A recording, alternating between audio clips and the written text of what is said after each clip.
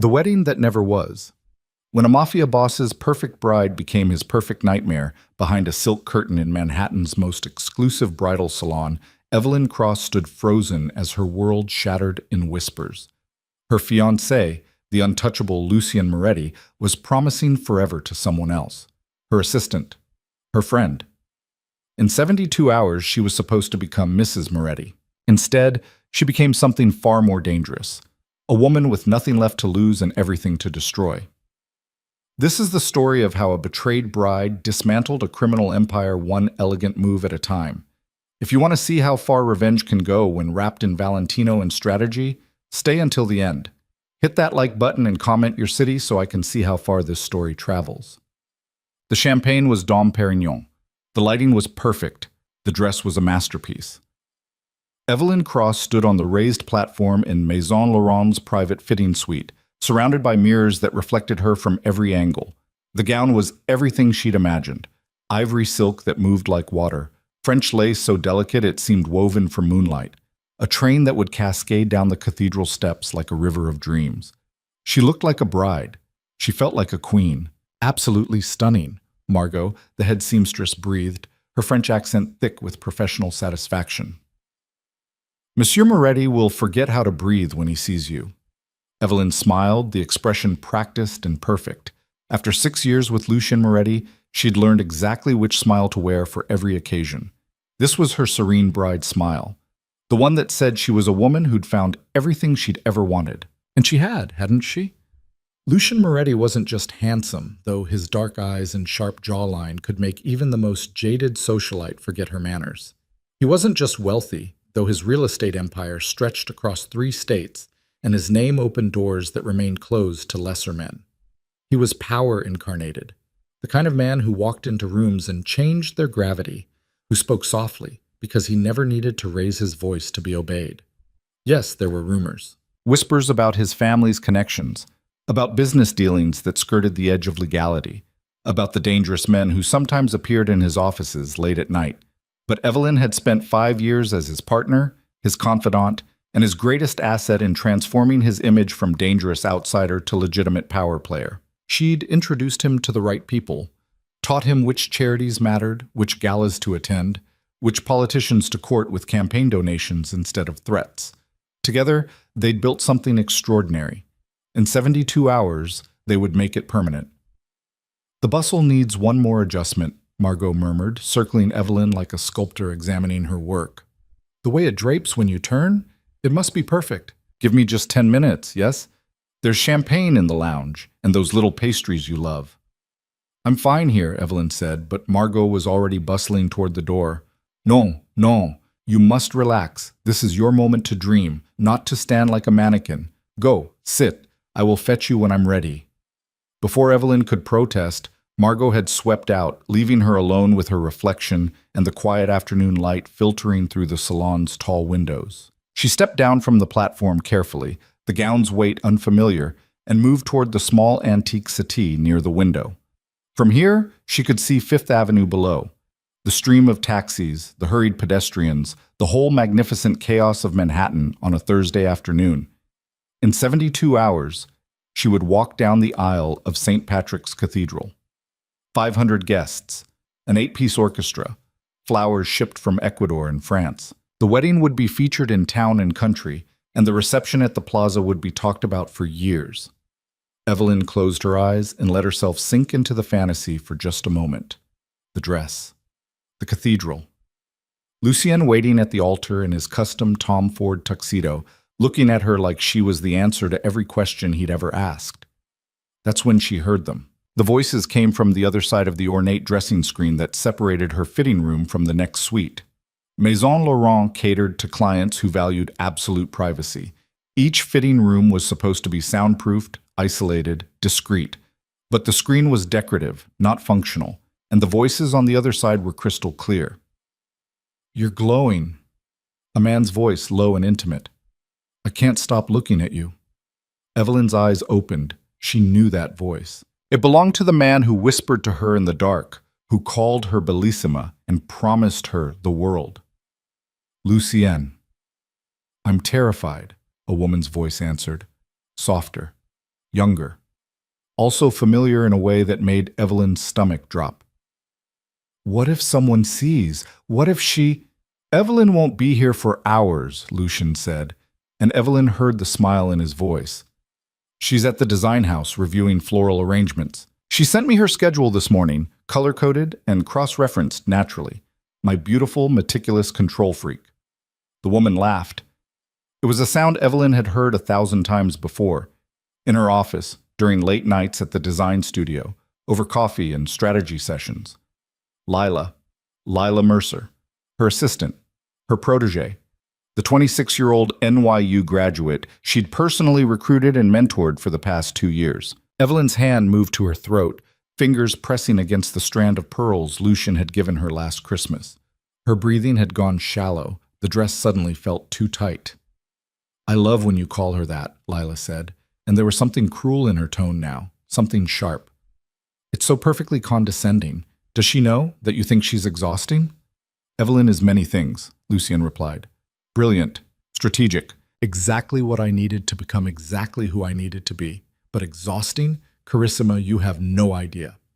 Evelyn stood frozen, her designer gown suddenly feeling like a costume, a prop in someone else's play. 3 more days, Lila whispered. I don't know if I can stand it. Watching you marry her, watching everyone celebrate while you're carrying my child, Lucian finished, his voice dropping to that dangerous softness he used when he was being sincere. While you're giving me something she never could. Something real. The room tilted.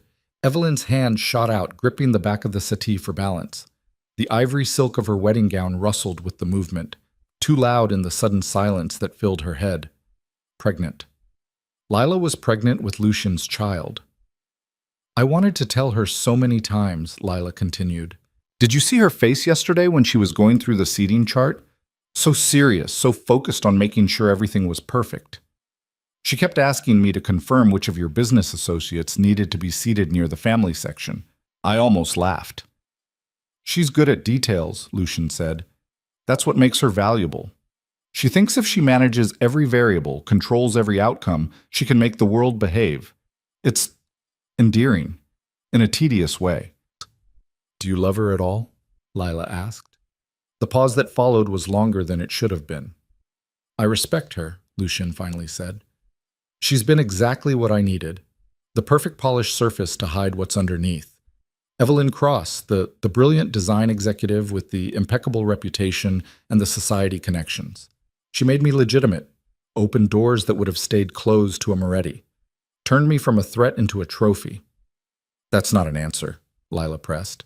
It's the only answer that matters, Lucian replied, and Evelyn heard movement, fabric rustling, footsteps on carpet. Love is for people who have the luxury of choosing based on feelings. I chose based on strategy, and in 3 days that strategy becomes permanent. I'll have everything I need, the legitimate business empire, the social standing, the political connections. And I'll have you. Both of you. What happens after? Lila's voice had gone quieter. After the wedding? After the wedding, nothing changes.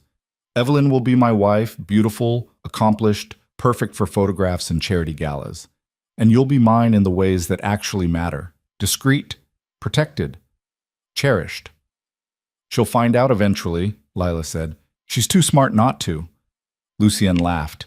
It was the same laugh he'd given Evelyn 1,000 times. Warm, indulgent, utterly confident.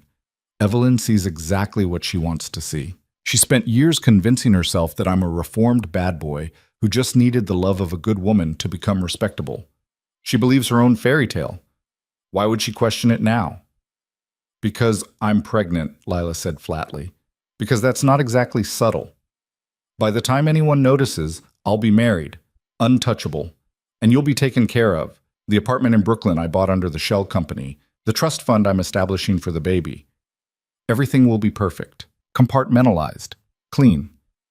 Evelyn's fingers had gone numb. She looked down and realized she was gripping the settee so hard her knuckles had turned white against the ivory silk of her gloves. She wanted to scream, to tear through the screen and confront them both, to rip off this ridiculous dress and burn it in the middle of Fifth Avenue. Instead, she did something that surprised even herself. She reached into the small beaded clutch she'd set on the settee and pulled out her phone.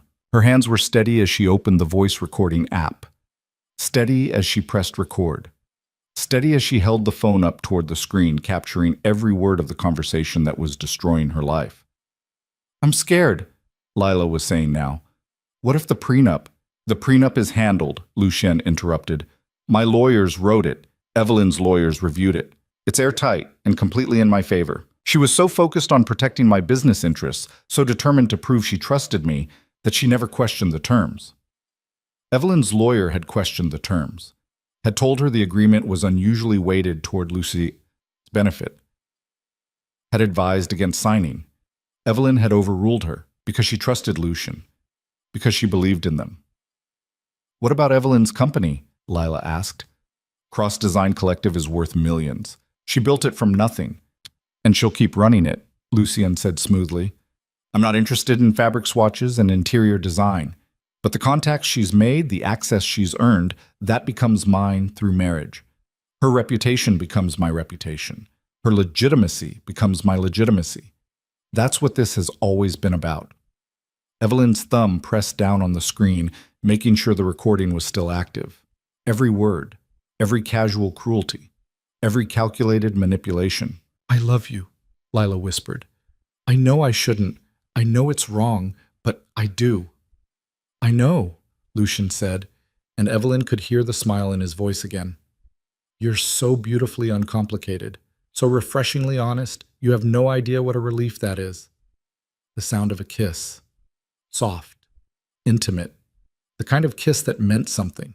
Evelyn stood there in her wedding dress, recording the sound of her fiancé kissing her assistant, and felt something inside her that had been soft and warm for 6 years turn to ice.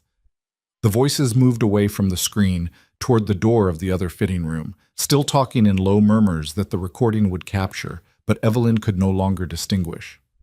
Then the door opened and closed, and they were gone. Evelyn stood alone in the afternoon light, surrounded by mirrors that showed her from every angle in the dress she would never wear. She pressed stop on the recording, checked to make sure it had saved properly.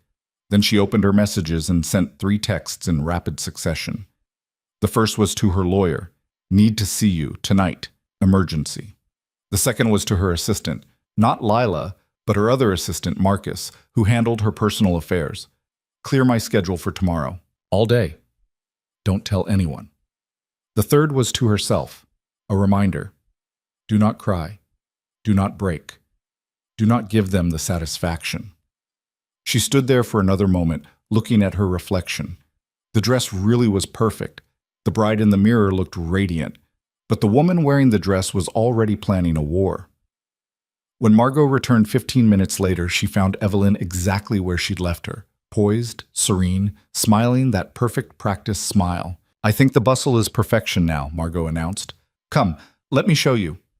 Evelyn stepped back onto the platform and let Margot fuss with the fabric, making minute adjustments that didn't matter anymore. She watched her reflection turn and pose and move exactly as a bride should. "You're so calm," Margot observed, pinning a final fold. "Most brides at this stage are nervous wrecks, but you look like you don't have a care in the world." Evelyn met her own eyes in the mirror. "I've learned that staying calm is the best revenge," she said. Margot laughed, not understanding. "Revenge for what?" "For being underestimated," Evelyn replied. The apartment Evelyn shared with Lucien occupied the top 2 floors of a converted brownstone in the West Village. It was beautiful in the studied, expensive way that spoke of professional designers and unlimited budgets, exposed brick and modern art, floor-to-ceiling windows and custom furniture, every surface carefully curated to project success and taste. Evelyn had designed most of it herself, back when she still believed she was building a home instead of a showroom. She arrived at 7:30. Lucien's car wasn't in the private garage yet, which meant he was still at whatever meeting had supposedly kept him busy all afternoon. Or still with Lila. The thought didn't even hurt anymore. Just 3 hours after the salon, and already the pain had crystallized into something harder, clearer. She took the private elevator to the main floor and walked through rooms that suddenly felt like a stranger's home. Everything looked exactly the same. Nothing would ever be the same again. In the master bedroom, she changed out of her day clothes with mechanical precision, removed her jewelry, washed her face, pulled on yoga pants and a cashmere sweater, the kind of casual comfort she wore when it was just the two of them, when Lucien would pull her into his lap and call her beautiful without makeup, when she'd believed he meant it. She was sitting in the library with a glass of wine and a book she wasn't reading when she heard his key in the lock. "Evelyn?" His voice carried through the apartment. "Are you home?" She took a breath, arranged her face into the expression she needed. "In here," she called back. Lucien appeared in the doorway moments later, still wearing his suit from whatever meeting he'd actually attended. He was 42 but looked younger, the kind of effortless handsomeness that came from good genes and better tailoring, dark hair starting to silver at the temples, eyes that could shift from warm to cold in a heartbeat, the kind of smile that made people want to trust him even when their instincts screamed otherwise. He'd used that smile on her for 6 years.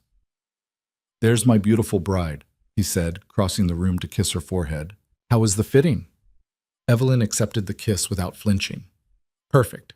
Margot is a genius. I have no doubt you look stunning." He poured himself a scotch from the bar cart and settled into the chair across from her. "I'm sorry I couldn't be there to see." "You'll see in 3 days," Evelyn said. "Tradition and all that?" "Tradition," Lucien repeated, smiling. "You and your traditions. I love that about you." "Do you?" Evelyn thought. "Or do you just find it useful?" "How was your day?" she asked instead. "Productive?" "Signed the papers on the Chelsea property. Had lunch with the development team. Spent the afternoon reviewing contracts." He sipped his scotch, utterly relaxed. The usual Thursday chaos. Every word a lie, or at least every word designed to hide the truth. Evelyn watched him over the rim of her wine glass and marveled at how easy it was for him, how smoothly the deception rolled off his tongue, how completely he believed she would accept it. "I've been thinking," she said carefully, "about the business, about making sure everything is protected as we move forward." Lucien raised an eyebrow. "Protected how?" "Legacy planning, asset protection, making sure that if anything ever happened, which it won't, but if it did, everything we've built would be secure." She set down her wine glass and met his eyes. "I spoke with my lawyer last month. She suggested we might want to formalize some additional protections beyond the prenup." "The prenup is comprehensive," Lucien said. His tone hadn't changed, but something in his posture had gone alert. "I know, but you're expanding so rapidly. The new developments, the international properties. It might be wise to have some additional structures in place. Corporate veils, liability shields, that kind of thing." She smiled. "It's what I'd advise any of my clients in your position." "You're not my interior designer, Carissima. You're going to be my wife." "Which is exactly why I want to make sure you're protected," Evelyn said smoothly. "The prenup protects our personal assets, but your business empire needs additional safeguards, especially with the IPO discussions you mentioned last month." That got his attention. Lucien's company going public was his ultimate goal, the final transformation from dangerous outsider to legitimate business titan. "What kind of safeguards?" he asked. "Just some corporate restructuring, updated operating agreements, cleaner liability separation." Evelyn picked up her wine again, keeping her voice casual. "My lawyer drafted something, very standard. It would formalize your control position while protecting against any potential future challenges. Business partners, investors, that kind of thing." She was lying. The documents waiting in her lawyer's office were anything but standard. But Lucien didn't know that, because Lucien thought she was exactly what he'd said she was: meticulous, detail-oriented, trustworthy. The kind of woman who would never think to question him, much less trap him. "I'd need to have my lawyers review anything like that," Lucien said. "Of course. I wouldn't expect anything less." Evelyn smiled. "Although we're running out of time before the wedding, if you want this in place before we're legally married, which would be cleaner from a tax perspective, we'd need to move quickly." She watched him calculate, weigh the risks against the benefits, decide whether this was worth his attention or just another one of Evelyn's well-intentioned attempts to help. "Send me the documents," he said finally. "I'll have my team look at them tomorrow." "Perfect." Evelyn stood, crossing to him and settling into his lap the way she had 1,000 times before. She let him wrap his arms around her, breathed in the expensive cologne he wore, felt the solid warmth of his chest against her cheek. "I just want us to be protected. Everything we've built together, I want to make sure it lasts forever. Lucien's hand came up to stroke her hair. Forever, he repeated. I like the sound of that. Evelyn closed her eyes and let him hold her, knowing it was probably the last time she would let him touch her without wanting to scream. I love you, she whispered, because it was what she was supposed to say, because he expected it. I love you too, Lucien replied automatically, and Evelyn wondered if he even noticed he was lying. She stayed in his arms for exactly 5 more minutes. Then she excused herself to take a bath, leaving him with his scotch and his secrets and his absolute certainty that he had everything under control. In the bathroom, with the door locked and the water running to cover any sound, Evelyn finally let herself cry. But only for 3 minutes. Then she washed her face, steadied her breathing, and opened her phone to the recording she'd made that afternoon. She listened to the whole thing twice. Every word, every casual cruelty, every calculated betrayal. Then she forwarded it to her lawyer with a single message. This is what we're working with. I want him destroyed. The response came back in under a minute. Come to my office tomorrow morning, bring everything, we go to war. Evelyn smiled at her reflection in the mirror. Her eyes were red from crying, but they were also hard, focused. 3 days until the wedding. 72 hours to build a trap sophisticated enough to catch a man who thought he was already untouchable. She could work with that. Rebecca Chen's law office occupied the 38th floor of a steel and glass tower in Midtown. She was 53, ruthlessly brilliant, and famous for destroying powerful men who thought their money and influence made them bulletproof. Evelyn had hired her 6 months ago to review the prenuptial agreement Lucien's lawyers had drafted. Rebecca had recommended against signing, had pointed out a dozen ways the document was weighted in Lucien's favor, had suggested amendments that would have given Evelyn actual protection. Evelyn had ignored her advice and signed anyway. Now she was back, sitting across from Rebecca's massive desk, with a leather portfolio containing documents, recordings, and 6 years of carefully kept records. I was wrong, Evelyn said without preamble. You were right. I should have listened. Rebecca's expression didn't change. You're here now? Tell me everything. Evelyn told her, every detail. The conversation at the salon. Lila's pregnancy. Lucien's manipulation. The realization that their entire relationship had been a strategic acquisition disguised as romance.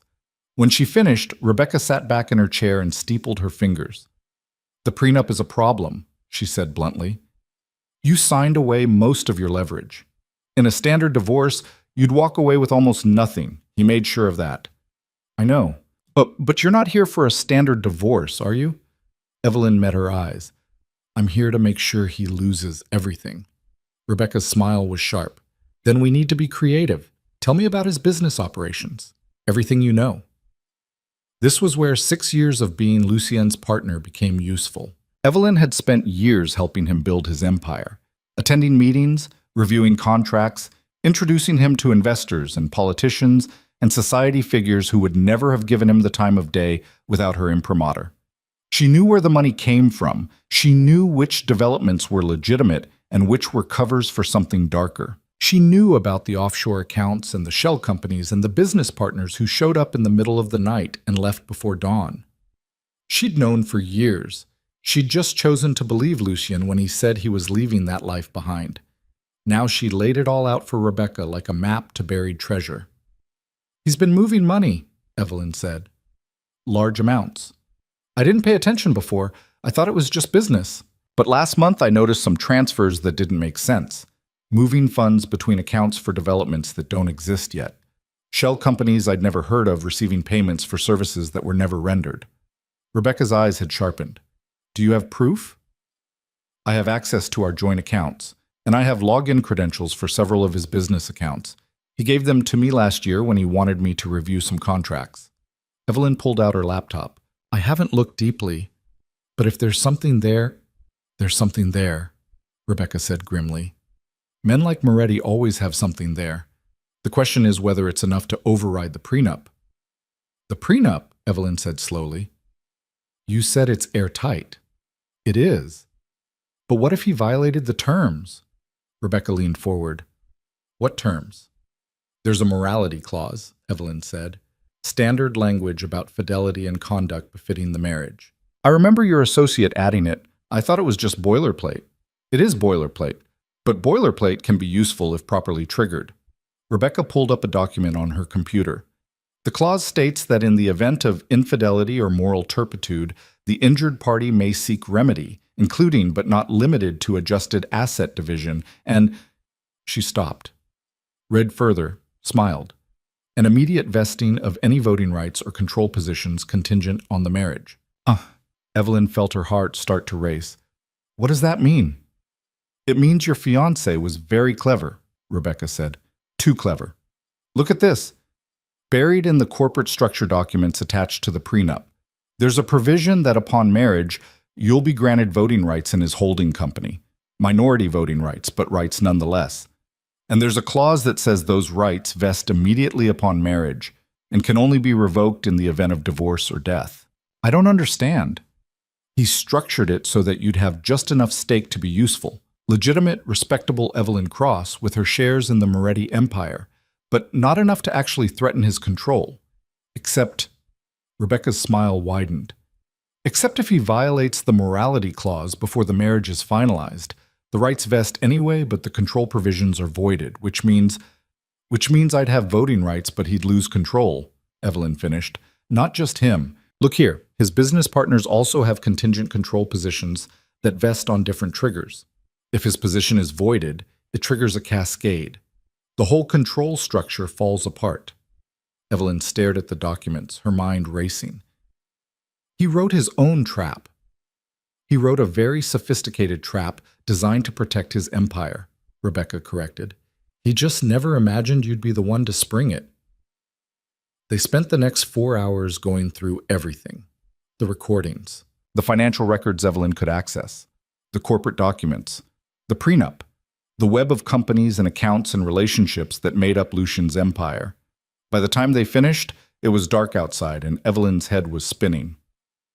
Here's what we know, Rebecca said, making notes on a legal pad. 1. He's having an affair with your assistant. 2. She's pregnant with his child. 3. He's been moving money in ways that suggest either tax fraud, money laundering, or both. 4. He's about to marry you under false pretenses while planning to maintain the affair indefinitely. And 5. If we can prove the infidelity before the wedding, we can trigger the morality clause and destroy his control structure. But proving it means confronting him, Evelyn said, which means he'll know I know, which means he'll find a way to protect himself, Rebecca finished. Men like Moretti always do. We need something better than proof of an affair. We need something that makes him untouchable in a bad way, something that brings down his whole empire. Evelyn was quiet for a long moment. Then, Lila has proof, text messages, probably emails, maybe financial records of the apartment he bought her, the expenses he's been covering. Can you get them? I think so. She's terrified of him. I heard it in her voice this afternoon. She's scared of what happens if this falls apart. If I approach her the right way, position it as protection for her and the baby, she'll turn on him to save herself, Rebecca finished. It's worth trying, but Evelyn, if you do this, there's no going back. Once we start moving pieces, he'll notice, he'll fight back. Are you ready for that? Evelyn thought about the dress hanging in her closet, about the cathedral reservation and the florist orders, and the 500 guests who would be expecting a wedding in 48 hours. She thought about Lucian's voice saying she's been exactly what I needed, like she was a tool he'd used and was preparing to discard. She thought about Lila, pregnant and naive, and probably terrified, being used by a man who would sacrifice her the moment it became convenient. I'm ready, Evelyn said. Lila Mercer lived in a small apartment in Brooklyn, or at least that's what Evelyn had always thought.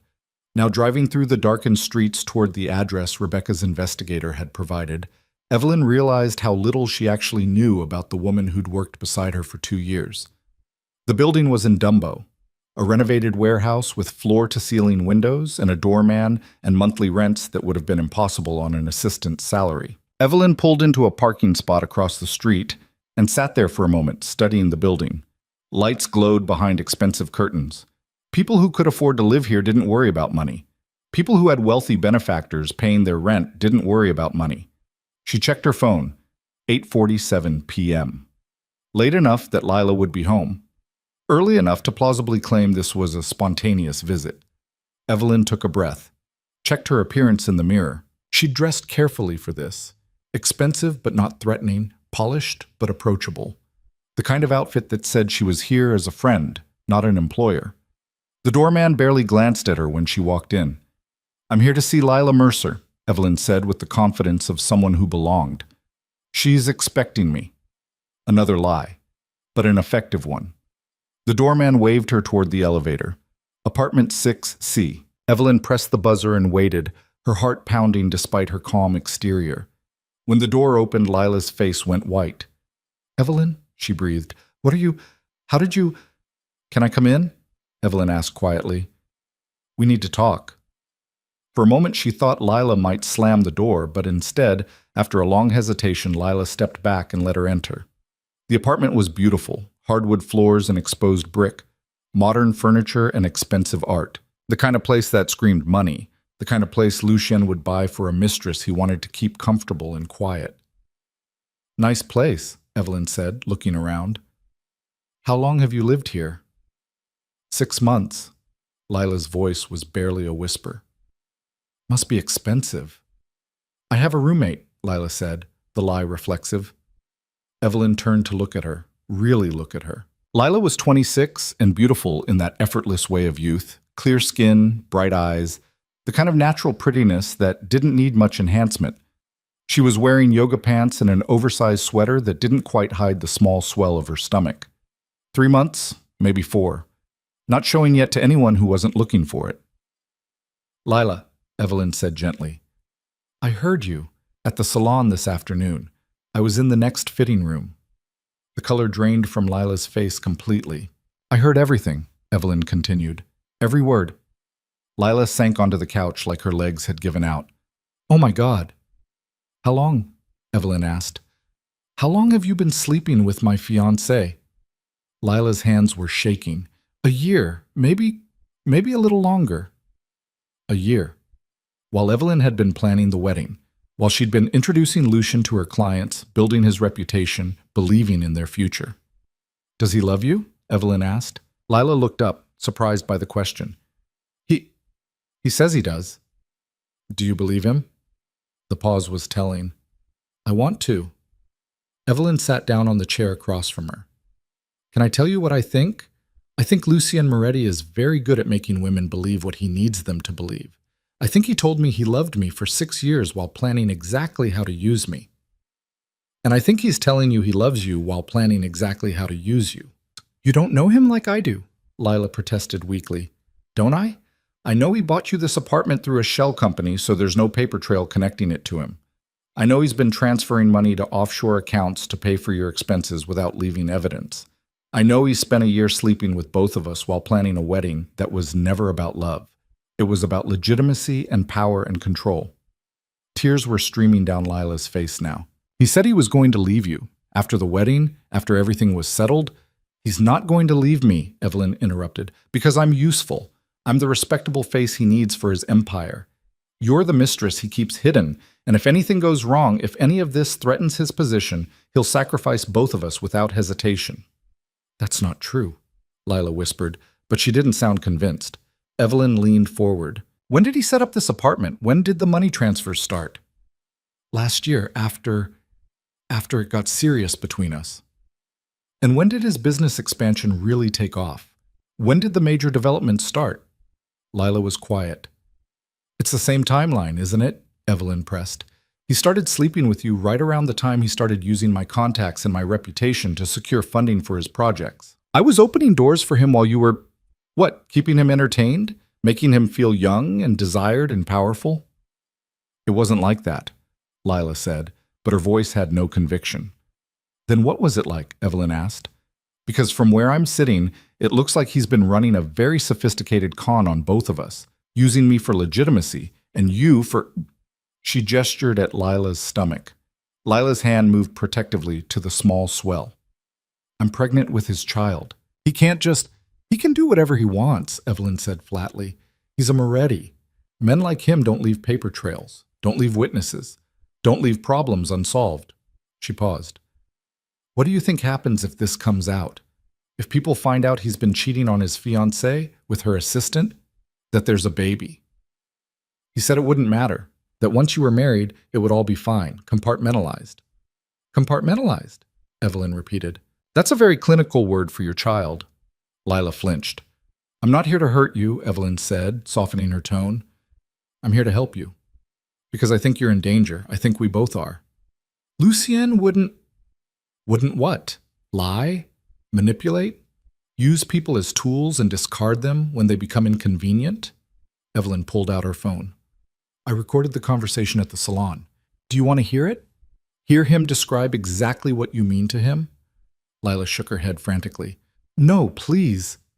He called me a beautiful, meticulous control freak. Said I was exhausting. Said you were refreshingly honest and beautifully uncomplicated. Evelyn watched Lila's face. Do those sound like compliments to you, or do they sound like a man who sees both of us as means to an end? Lila was crying harder now. What do you want from me? I want proof, Evelyn said simply. Text messages, emails, financial records, anything that shows what's really been happening. And I want you to understand that if this falls apart, when this falls apart, you need to protect yourself and your baby. Because Lucien won't protect you. He'll protect himself. If I give you proof, he'll know it was me. If you don't give me proof, you'll spend the rest of your life waiting for him to decide you're a liability, Evelyn countered. Is that what you want for your child? A father who keeps you both hidden like shameful secrets? Lila was silent for a long time. Then, there are texts, emails. He's been sloppy lately. I think he stopped worrying about leaving evidence. Because he thinks he's already won, Evelyn said. Because in 48 hours, he'll be married to me and untouchable. What are you going to do? Evelyn stood. I'm going to make sure he faces consequences for what he's done. To both of us. To everyone he's used and manipulated. But I need your help. Lila looked up at her with red, swollen eyes. Why should I trust you? Because unlike Lucien, I'm telling you the truth, Evelyn said. And because deep down, you already know I'm right. She left her business card on the coffee table. Send everything to that email address, tonight if you can. And Lila, don't tell him I was here, don't tell him anything. Just send the proof and let me handle the rest. Evelyn left the apartment and didn't look back. In the car, her hands were shaking so badly she had to sit for 5 minutes before she could drive. But by the time she pulled onto the Brooklyn Bridge, headed back to Manhattan, her hands were steady. Her phone buzzed with a message from Rebecca. Any luck? Evelyn texted back. She'll send everything. We have 48 hours to build the case. Rebecca's response was immediate. Then let's make them count. The email arrived at 2:47 a.m. Evelyn was still awake, sitting in the library with her laptop open and a pot of coffee growing cold beside her. She'd sent Lucien a text hours ago saying she had a headache and was sleeping in the guest room, a lie he'd accepted without question because he was too busy celebrating with his business partners to care where she slept. When her phone chimed with the notification, her heart jumped. The email was from an address she didn't recognize, but the subject line was clear. Everything you asked for. Evelyn opened it with hands that had gone suddenly cold. Lila hadn't just sent proof. She'd sent a documentary of betrayal so comprehensive it made Evelyn's stomach turn. Text messages stretching back 14 months, hundreds of them. Lucien telling Lila she was beautiful, that he couldn't stop thinking about her, that being with Evelyn was exhausting but necessary. Lila responding with declarations of love and increasingly desperate questions about when he would leave, when they could be together publicly, when their child would have a real father instead of a secret one. Emails discussing the Brooklyn apartment, Lucien's instructions to his lawyer about setting up the shell company, the wire transfer confirmations, the lease agreement signed under a false name, financial statements showing monthly deposits into an account in Lila's name, receipts for jewelry, clothes, a car, and photos. Dozens of them. Lucien and Lila at restaurants outside the city where they thought no one would recognize them. Walking through Central Park early in the morning. In bed together, intimate and tender in ways that made Evelyn close her eyes against the evidence of how completely she'd been fooled. At the bottom of the email, Lila had written a single sentence. I'm sorry for everything. I hope this helps you. Evelyn forwarded the entire email to Rebecca, then sat back and let the reality of it wash over her. 14 months. While she'd been planning their future, Lucien had been building a second life. While she'd been defending him to skeptical friends and family, he'd been laughing about how exhausting she was. While she'd been believing in love, he'd been executing strategy. Her phone rang. Rebecca, despite the ungodly hour. "You got it," Evelyn said instead of hello. "I got it," Rebecca confirmed. "And it's better than I hoped. The financial trail alone is enough to raise serious questions. Shell companies, undisclosed accounts, money moving in patterns that suggest either tax evasion or worse. Combined with the affair evidence, we have everything we need to trigger the morality clause." "So we confront him?" "No," Rebecca said firmly. "We wait. Let him think everything is going according to plan. Meanwhile, I'm going to reach out to some contacts, quietly.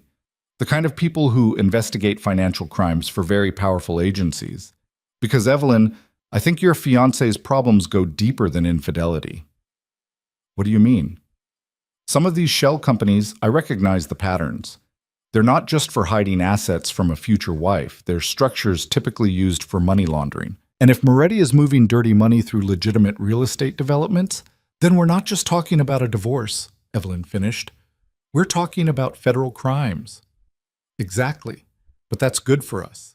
Because if we can show he's been using his relationship with you, your reputation, your contacts, your legitimacy, to facilitate criminal activity, then you're not just a betrayed fiancé. You're a victim. And everything he's built becomes tainted." Evelyn thought about the years she'd spent introducing Lucien to her world, the investors she'd vouched for him with, the politicians she'd brought to his fundraisers, the charity boards she'd helped him join. If he'd been using those connections to launder money, to build a criminal empire behind a legitimate facade, "I helped him," she said quietly. "I opened every door." "You were lied to," Rebecca corrected. "You were manipulated by someone who knew exactly how to use your trust and your reputation. That's not your fault. That's his crime." "What do we do now?" "Now we build the case. I'm bringing in a forensic accountant, someone discreet, someone who knows how to trace money through complicated structures. We have 40 hours until the wedding. I need you to do exactly what you've been doing. Act normal. Don't give him any reason to suspect." "And after?" Rebecca's voice went cold. "After, we destroy him." Evelyn ended the call and sat in the dark library, surrounded by books and expensive furniture and all the trappings of a life that had been built on lies. Then she opened her laptop and started writing. By the time the sun rose over Manhattan, she'd drafted the speech she would give in 40 hours. The words that would end Lucien Moretti's empire in front of everyone who'd helped him build it. She read it through twice, making small adjustments. Then she saved it, encrypted the file, and went to take a shower. When Lucien finally came home at 8 a.m., smelling of scotch and cigars and whatever celebration had kept him out all night, he found Evelyn in the kitchen making breakfast. "Good morning," she said brightly. "Coffee?" He looked surprised. "You're up early." "Couldn't sleep, too excited." She smiled at him over the rim of her cup. 40 hours until I become Mrs. Moretti." Lucien crossed to her and pulled her into his arms. "My beautiful bride." Evelyn let him kiss her, let him hold her, let him believe she was still the woman who would walk down the aisle toward him with love in her eyes. "I have something for you to review," she said when he released her.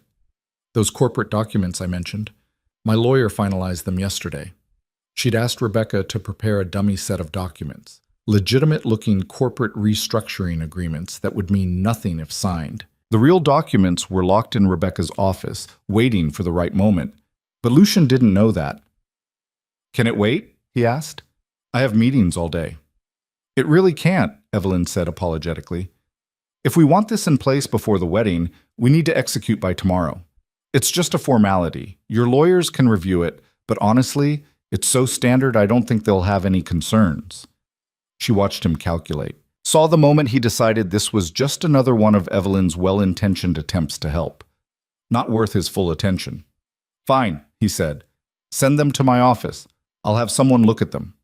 "Actually," Evelyn said carefully, "I thought we could review them together. Over dinner tonight? Just the two of us. One last quiet evening before the chaos of the wedding." Lucien hesitated. "Please," Evelyn added, "I know you're busy, but it would mean a lot to me To feel like we're partners in this. The word partners did it. Lucien's expression softened. Of course, Carissima. Dinner tonight. Just us. He kissed her forehead and headed toward the bedroom to shower and change. Evelyn stood in the kitchen, coffee cup trembling slightly in her hands, and marveled at how easy it was to manipulate someone who thought you were incapable of deception. Her phone buzzed. A text from Rebecca. Forensic accountant is in. We're starting the deep dive. Keep him distracted. Evelyn texted back. Dinner tonight. I'll handle it. Then she poured the rest of her coffee down the sink and went to get ready for the performance of her life. The day passed in a blur of final wedding preparations that Evelyn executed with mechanical precision. The florist called to confirm the delivery schedule. The caterer needed approval on the seating arrangements. The orchestra director wanted to verify the playlist for the ceremony. Evelyn handled it all with the calm efficiency everyone expected from her, while her mind was miles away calculating probabilities and planning moves like a chess grandmaster 3 steps ahead of checkmate. At noon, she met with Marcus, her personal assistant, at a coffee shop in Midtown. I need you to do something for me, she said without preamble. And I need you to not ask questions. Marcus had worked for Evelyn for 5 years. He knew when to push and when to simply execute. What do you need? Tomorrow morning, I need you to make calls, very specific calls. She handed him a list. These are members of Lucien's board of directors, his major investors, his business partners.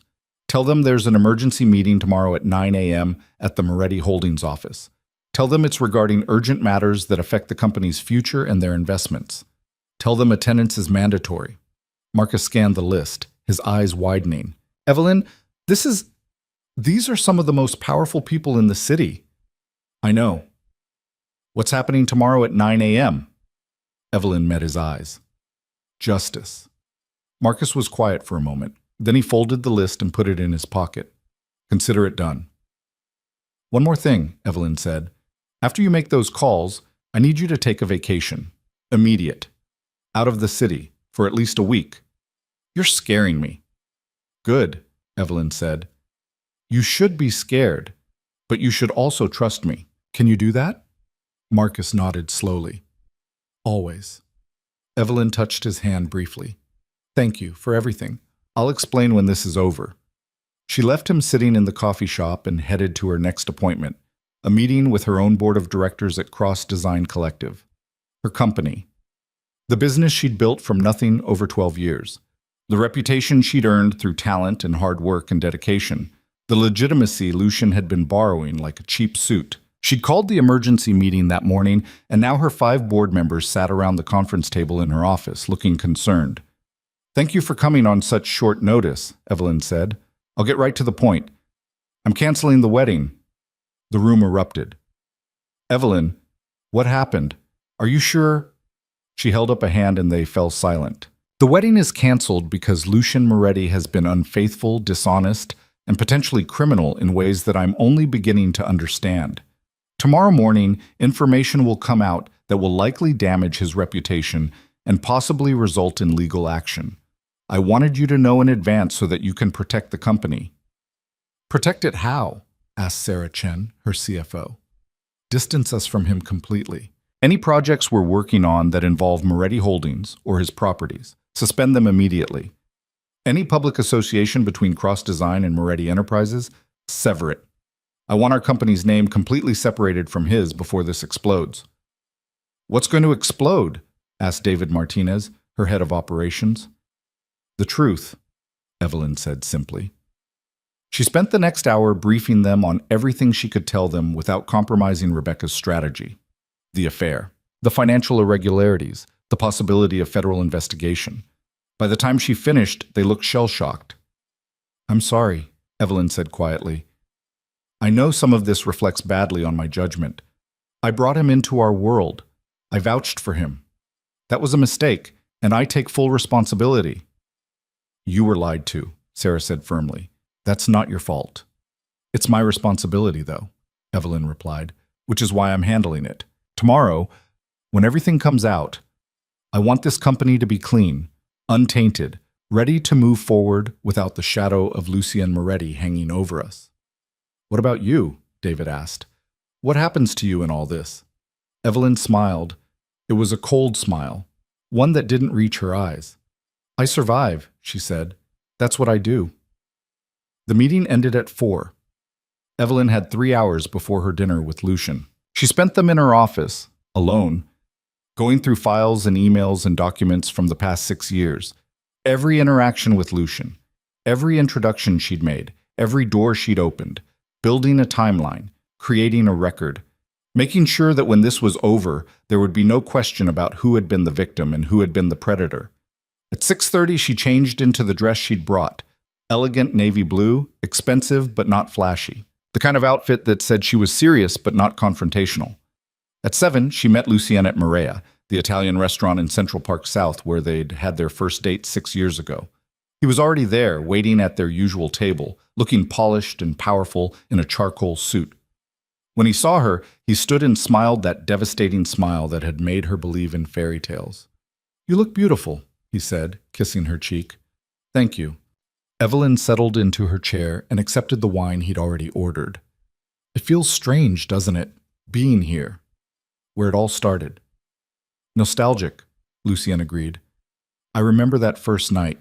You were so poised, so confident.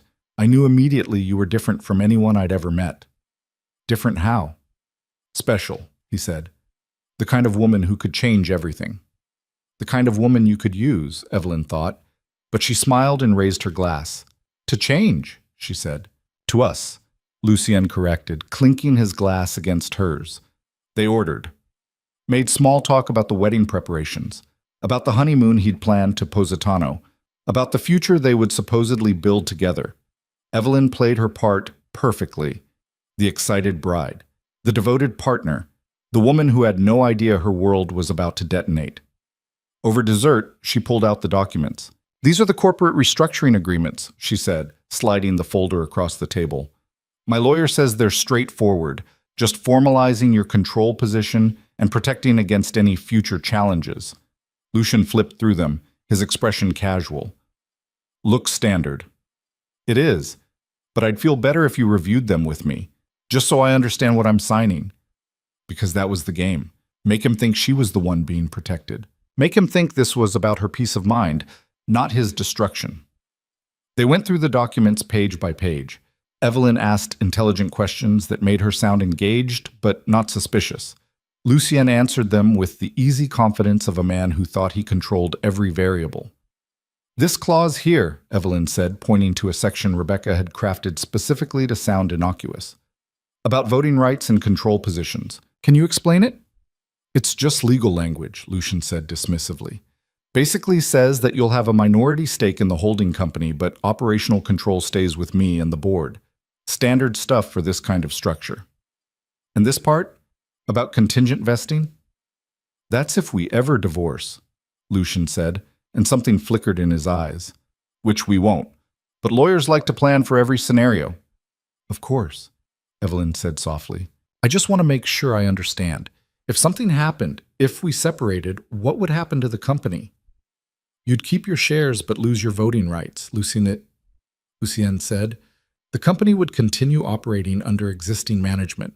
You'd still benefit financially, but you wouldn't have control." "That seems fair," Evelyn said, though her heart was racing. Because she knew what he didn't, that buried in the real documents waiting in Rebecca's office. The terms were very different. "Is there anything else?" Lucien asked, glancing at his watch. "Just one more thing." Evelyn pulled out another document. This one real. "I had my lawyer draft a codicil to the prenup, just a minor addition." Lucien's eyes sharpened. "What kind of addition?" "An infidelity clause," Evelyn said calmly. "I know it's probably unnecessary. I trust you completely. But my lawyer insisted, said it's standard for high-profile marriages. If either of us is unfaithful, it triggers certain protections and remedies." She watched his face carefully, saw the momentary tension, the quick calculation. "That seems adversarial," he said slowly. "It's protective," Evelyn corrected. "For both of us. If I ever betrayed you, you'd have recourse, and vice versa. It's just a formality." "What kind of recourse?" "Adjusted asset division, accelerated vesting of certain rights, the kind of things that would protect the injured party. Like," she paused, Again, it's just what my lawyer recommended. If you're uncomfortable with it— No, Lucien said quickly, too quickly. If your lawyer thinks it's necessary, we should include it. Because he thought he was untouchable. Thought his affair with Lila was so well hidden, so carefully compartmentalized, that there was no risk. Thought Evelyn was too trusting, too in love, too naive to ever discover the truth. He picked up the pen Evelyn offered and signed the codicil without reading the fine print, just like he'd signed the original prenup without reading Rebecca's carefully planted clauses, just like he was signing away his empire and didn't even know it. Evelyn watched his signature flow across the page and felt something cold and sharp settle in her chest. "Perfect," she said, taking the document back. "Thank you for being so understanding. I know it seems silly." "Nothing about protecting our future is silly," Lucien said, reaching across the table to take her hand.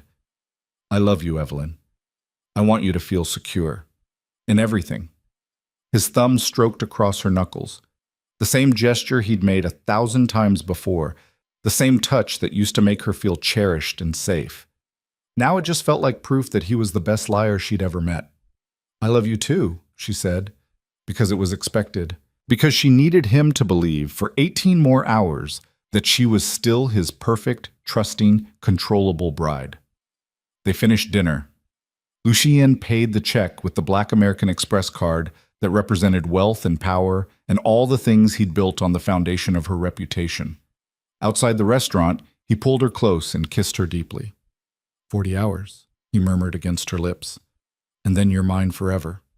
"Forever," Evelyn echoed. She let him put her in a car, let him believe she was going home to dream about their wedding. Instead, she directed the driver to Rebecca's office. It was nearly midnight when she arrived, but Rebecca was still there, surrounded by documents and a grim-faced woman Evelyn had never met. "This is Catherine Walsh," Rebecca said, "forensic accountant and the best in the business at following money through impossible labyrinths." Catherine looked up from her laptop. She had sharp eyes behind wire-rimmed glasses and the exhausted expression of someone who'd been working for 20 straight hours. "Your fiancé is a very creative criminal," she said without preamble. "Also spectacularly arrogant. He didn't even try very hard to hide it." "What did you find?" Evelyn asked. Catherine turned her laptop around. The screen showed a web of companies and accounts and transactions that looked like abstract art. "Money laundering," Catherine said. "Classic structure. Dirty money comes in through cash businesses, restaurants, nightclubs, real estate services, gets mixed with legitimate income, flows through shell companies, emerges clean on the other side as real estate investments and development projects." "How much money?" "Conservatively, 40 million over the past 3 years. Possibly more if we dig deeper." The number made Evelyn's head spin. "Where's it coming from?" "That's where it gets interesting," Catherine said. "Some of it appears to be classic organized crime revenue, protection rackets, illegal gambling, that kind of thing. But there's a bigger stream that looks like it might be coming from international sources. Russian, possibly.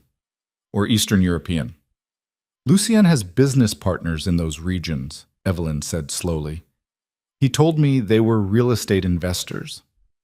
"They might be," Catherine said, "but they're also moving money in patterns consistent with oligarch wealth extraction, taking money out of their home countries, cleaning it through U.S. real estate, making it legitimate." Rebecca leaned forward. "Here's what matters for our purposes. Moretti has been using his relationship with you, your reputation, your connections, to gain access to legitimate investors and financial institutions that would never have touched him otherwise. Your presence made him respectable, made people trust him, and he used that trust to facilitate crimes." "Can we prove it?" Evelyn asked. "We can prove enough to trigger a serious federal investigation," Catherine said. "The evidence in these accounts combined with the shell company structures and the international money movements, it's a roadmap for any prosecutor. How long before the authorities would move on this if it was reported? With evidence this clear? Days? Maybe a week?" Evelyn looked at Rebecca. "So we have to do this tomorrow." "We do this tomorrow," Rebecca confirmed. "Before he marries you. Before any of his rights vest. Before he has a chance to realize what's happening and move assets or destroy evidence." "What about Lila?" Evelyn asked. "She's pregnant. If this comes out—" "I've been thinking about that," Rebecca said. "We need to offer her protection. Immunity, possibly, in exchange for her testimony. She's a victim too, even if she doesn't realize it yet. She gave us the evidence, Evelyn said. That should count for something. It will.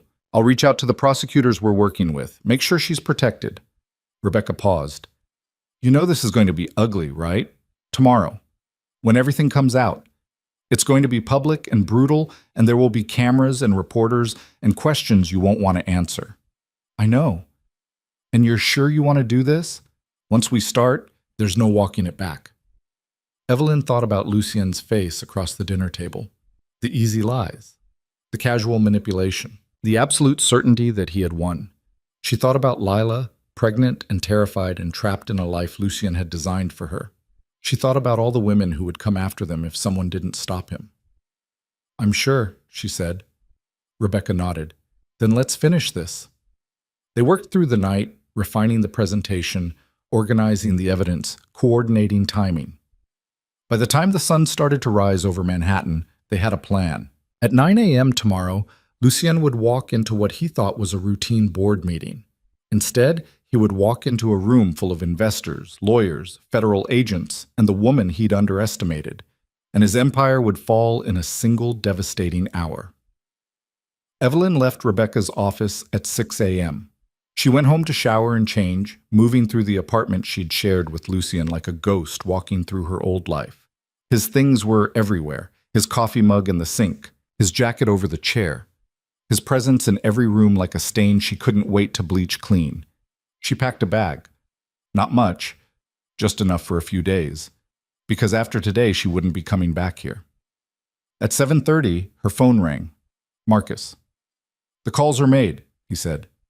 Everyone confirmed. 9 a.m. tomorrow at Moretti Holdings. Thank you, Evelyn said. Now get out of the city. Already at the airport, but Evelyn? Yes? Whatever you're doing, be careful. It's too late for careful, Evelyn said, but I'll be smart. She ended the call and looked at herself in the mirror. She'd chosen her outfit carefully, a crimson suit that was both powerful and beautiful, the color of blood and victory. Tomorrow, she would wear it into battle. Tonight, she had one final performance. At 8 p.m., Lucien went in called. Where are you? I thought we were spending the night before the wedding together. I'm at my office, Evelyn said. Last-minute emergency with a client project. I'm so sorry. Can it wait? Unfortunately, no, but I'll see you tomorrow. At the altar. Tomorrow, Lucien said, and she could hear the smile in his voice. When you become mine. When everything changes, Evelyn agreed. She hung up and sat in her office, surrounded by the empire she'd built with her own hands, her own talent, her own reputation that no one could take from her. And she thought about tomorrow, about justice delivered in a boardroom instead of a cathedral, about a wedding that would never happen and a future that would be written in legal documents instead of vows, about the moment when Lucien Moretti would finally understand that the woman he'd treated like a tool had just become his executioner. Evelyn smiled. 33 hours until the wedding that would never be. 33 hours until she destroyed the man who'd tried to destroy her. She was ready. The hours crawled by like wounded animals. Evelyn didn't sleep. She sat in her office through the night, watching the city lights blur and sharpen as exhaustion played tricks with her vision. Every time she closed her eyes, she saw Lucien's face, the smile he'd given her over dinner, so confident, so utterly certain of his victory. By the time dawn broke over Manhattan, she'd rehearsed what she would say 100 times, every word, every pause, every devastating revelation timed for maximum impact. At 6 a.m., Rebecca called. The prosecutors are in, she said without preamble. They've reviewed everything. They want to move forward. How soon? They'll have agents at the meeting. Federal, they'll be watching, recording, gathering evidence. If Moretti says anything incriminating, and men like him always do when they're cornered, they'll have grounds for immediate action. Evelyn's hands were shaking. She pressed them flat against her desk. What about Lila? I spoke with her an hour ago, offered her immunity in exchange for cooperation. She's terrified, but she agreed. She'll testify if needed. Where is she now? Safe house or federal protection? The prosecutors want to make sure Moretti can't reach her before this goes down. Rebecca paused. How are you holding up? I'm fine, Evelyn lied. You don't have to do this, you know. We have enough evidence. The prosecutors could move without you being there. No, Evelyn said firmly. I need to be there. I need to see his face when he realizes what I've done. Okay, Rebecca said quietly. Then I'll see you at 8:30. We'll go in together. Evelyn ended the call and stood, her body stiff from sitting in the same position for hours. She walked to the window and looked out at the city waking up below her. Somewhere out there, Lucian was probably still sleeping, dreaming of power and legitimacy and the wedding that would cement his place in a world that had once shut him out. He had no idea that world was about to slam the door in his face so hard it would shatter every bone. At 7 a.m., Evelyn's phone buzzed with a text from her mother. So excited for tomorrow, darling. Your father and I will be at the cathedral by noon. We love you. Evelyn stared at the message for a long moment. Her parents, the 500 guests, the cathedral reservation, the orchestra, the flowers. All of it would have to be canceled, explained, managed. But first she had to destroy the groom. She texted back, change of plans. I'll call you later. I love you too. Then she silenced her phone and went to change into the crimson suit. The Moretti Holdings office occupied 3 floors of a glass tower in Midtown. Evelyn had been here dozens of times. For meetings, for celebrations, for the carefully orchestrated events where Lucien showed off his beautiful, accomplished fiancée to investors who needed to believe he was legitimate. She'd always felt proud walking through those doors, proud to be his partner, proud of what they were building together. Now, stepping out of the car at 8:30 with Rebecca beside her, she felt nothing but cold determination. Ready? Rebecca asked. Evelyn adjusted the collar of her crimson jacket. Let's end this. They took the elevator to the 14th floor. The receptionist looked up in surprise when she saw them. Ms. Cross, I didn't know you'd be at the meeting this morning. Last-minute addition, Evelyn said smoothly. Is everyone here? Most of them. Mr. Moretti is in his office. The others are gathering in the main conference room. Perfect, Evelyn said. We'll wait in there. Well, the conference room was massive.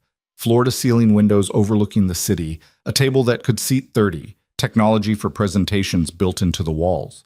Evelyn had helped design this space 2 years ago, back when she still believed she was building a future instead of a facade. Now she stood at the head of that table and watched the board members and investors file in, their expressions ranging from curious to annoyed at being summoned on such short notice. She recognized all of them, had met most of them at galas and fundraisers, had vouched for Lucien with her presence, her reputation, her assurance that he was one of the good ones. They were about to learn how wrong she'd been. At 8:50, 2 men in dark suits entered the room. They didn't introduce themselves, but Evelyn knew who they were. Federal agents. Rebecca had briefed her. They took seats at the back of the room, quiet and watchful. At 8:55, Lucien walked in. He was dressed impeccably as always. Navy suit, crisp white shirt, the confidence of a man who owned every room he entered. When he saw Evelyn standing at the head of the table in her crimson suit, his expression flickered with surprise. Evelyn? What are you doing here? I called the meeting, she said calmly. Lucien's eyes narrowed. You called. What is this about? Why don't you sit down? Evelyn gestured to the chair at the opposite end of the table. We have a lot to discuss. For a moment, she thought he might refuse, might demand answers, might try to take control of the situation the way he always did. But he was surrounded by his board members, his investors, his business partners, all watching, all waiting. So he sat. This better be good, he said, his voice light but his eyes cold. We have a wedding to prepare for. About that, Evelyn said. She picked up a remote and activated the screen behind her. I'm afraid there's been a change of plans. The first image appeared on the screen, a text message, Lucien to Lila. Can't stop thinking about last night. You're incredible. The room went very quiet. Lucien's face drained of color. Evelyn, what the hell? Please don't interrupt, Evelyn said. We have a lot to cover. She clicked to the next image.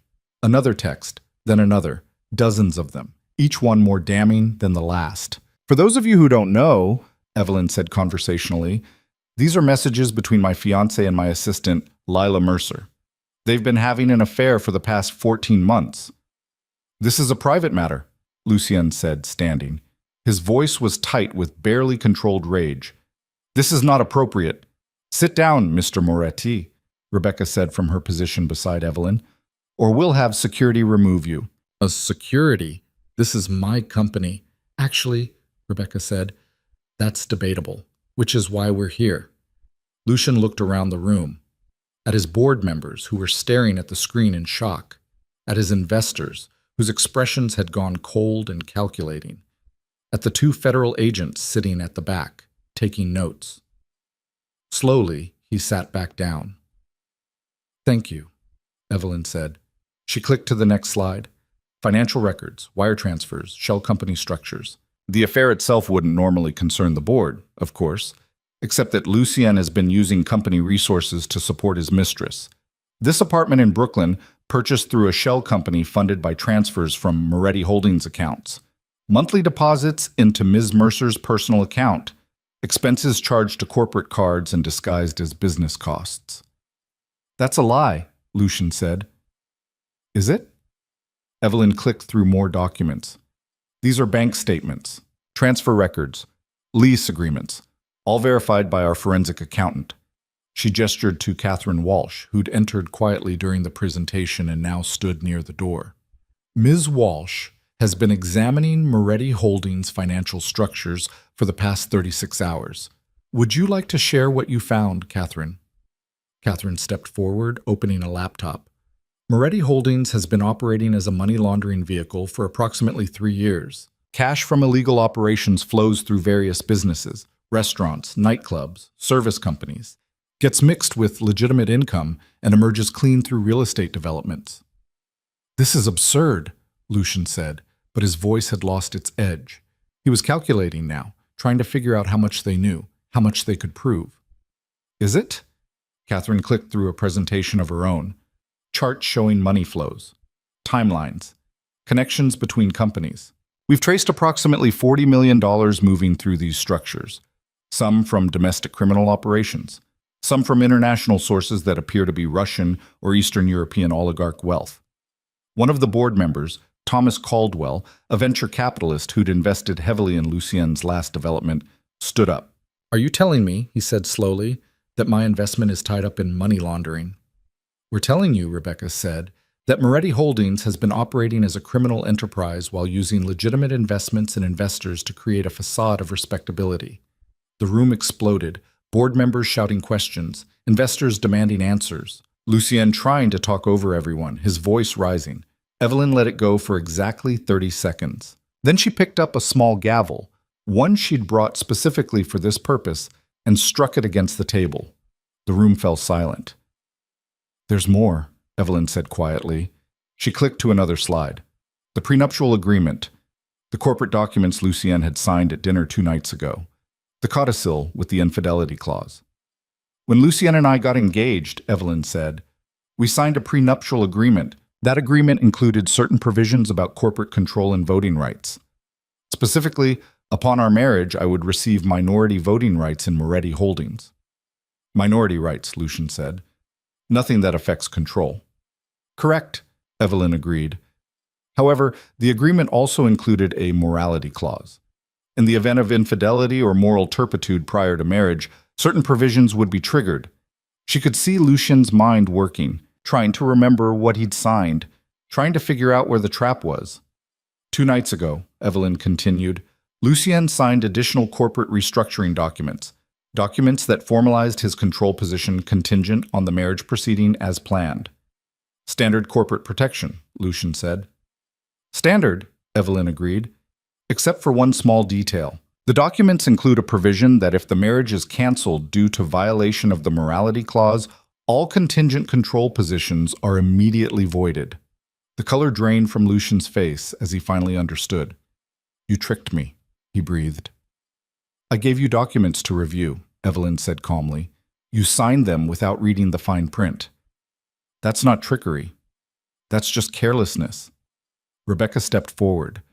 "The morality clause has been triggered by evidence of Mr. Moretti's infidelity, which means his control position in Moretti Holdings is now void. And because his position was the linchpin holding together the voting structure, the whole thing collapses," Catherine finished. Other board members have contingent positions that vest based on different triggers. With Moretti's position voided, those triggers activate. The control structure fractures. No one has majority control anymore. Thomas Caldwell was staring at Lucien with undisguised fury. You structured the entire company to collapse if you couldn't keep your pants zipped? I structured it to protect my interests, Lucien shot back. This is a setup. She planned this. I planned to marry you, Evelyn said softly, until I discovered you were sleeping with my assistant, until I learned you'd been using me for years, my reputation, my contacts, my legitimacy to build a criminal empire. She clicked to the final slide. Photos of Lucien and Lila together. Intimate, undeniable. Ms. Mercer is currently in federal protection, Evelyn said. She's provided extensive testimony about the affair, about the apartment you purchased for her, about the pregnancy. Pregnancy? Someone whispered. Lucian's hands were gripping the edge of the table so hard his knuckles had gone white. Where is she? Safe, Rebecca said. Somewhere you can't threaten her. Somewhere you can't manipulate her into staying quiet. I never threatened. Didn't you? Evelyn interrupted. She clicked the remote again. Audio began to play. Lucian's voice captured from the salon fitting room. She'll be my wife. Beautiful, accomplished, perfect for photographs.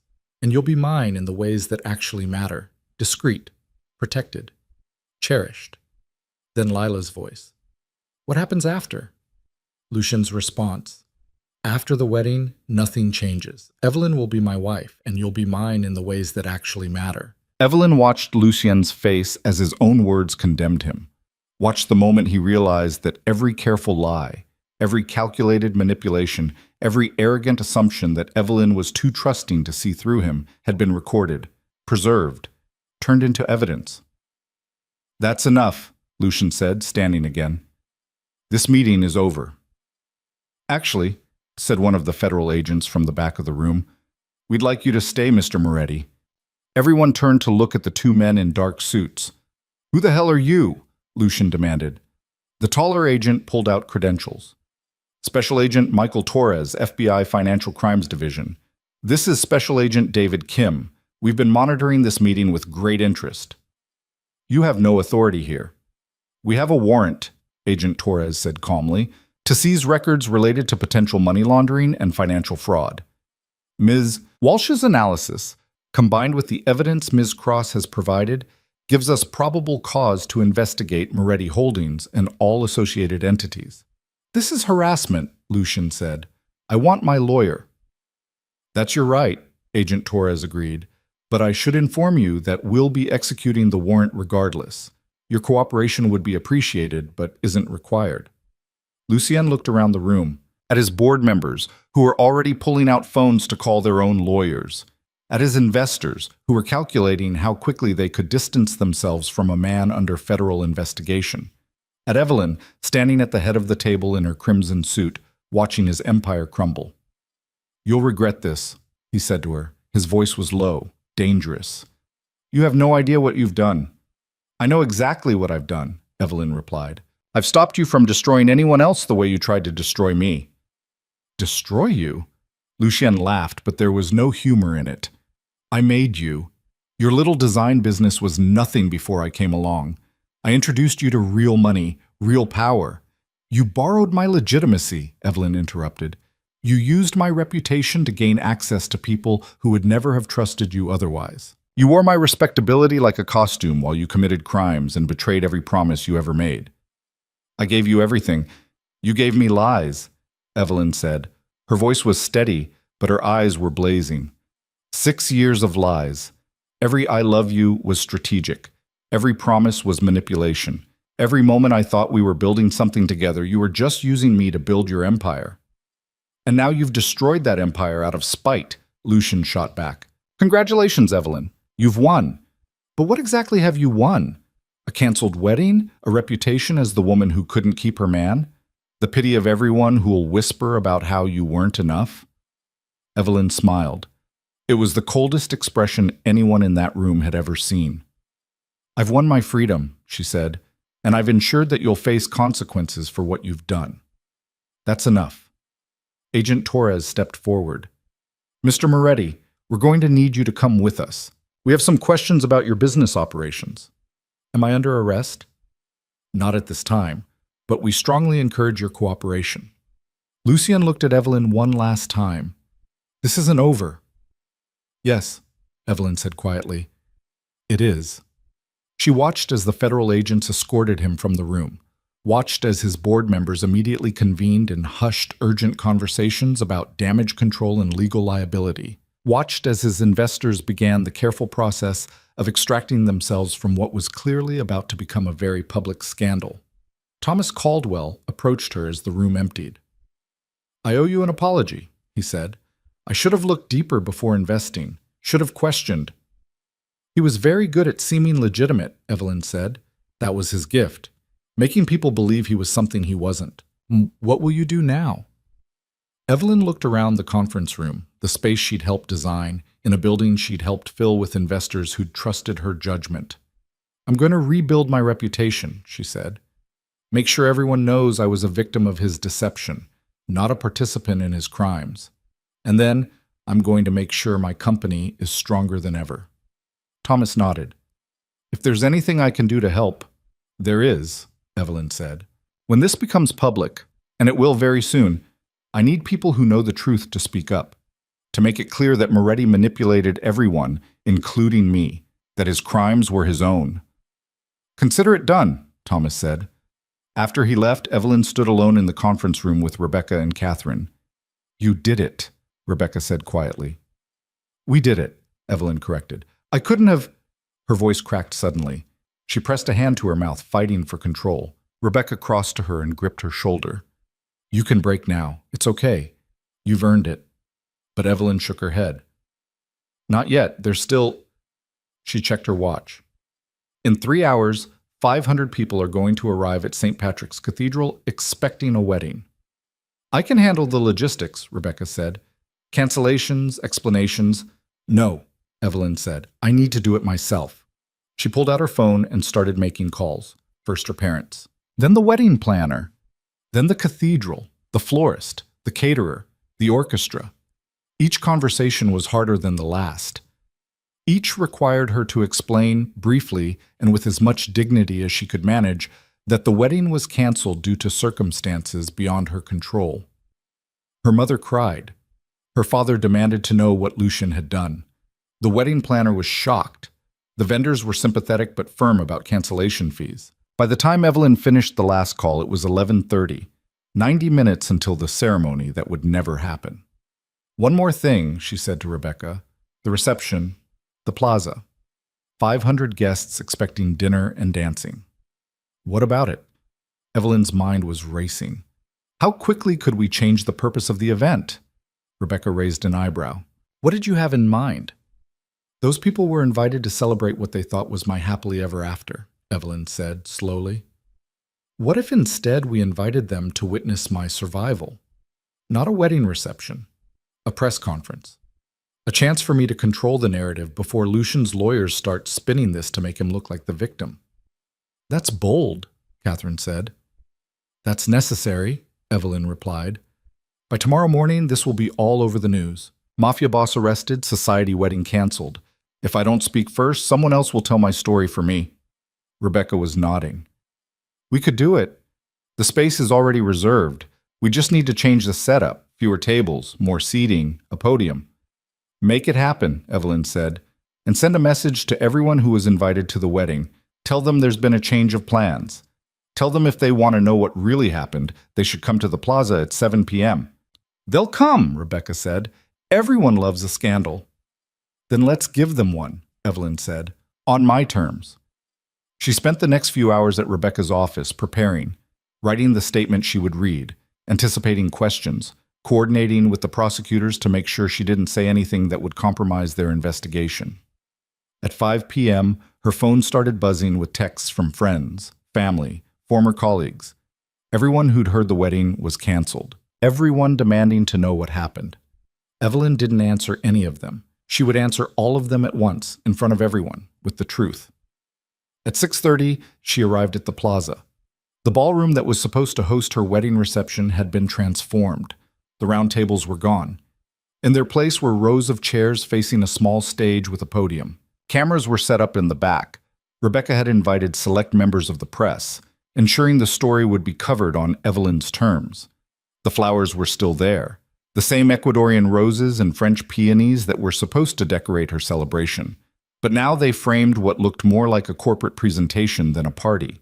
People were already arriving. Evelyn watched from a private room off the main ballroom as 500 confused, curious, scandal-hungry guests filed in and took their seats. Her parents found her at 6:45.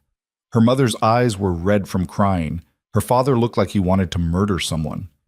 "Sweetheart," her mother said, pulling her into a fierce hug. "What happened? What did he do?" "Everything," Evelyn said quietly. "He did everything wrong, and I'm about to make sure everyone knows it." You don't have to do this," her father said. "You don't owe these people an explanation. You can just disappear for a while. Let the gossip die down." "If I disappear, the gossip never dies," Evelyn said. "It just gets worse. People will make up stories. They'll say I was complicit in his crimes.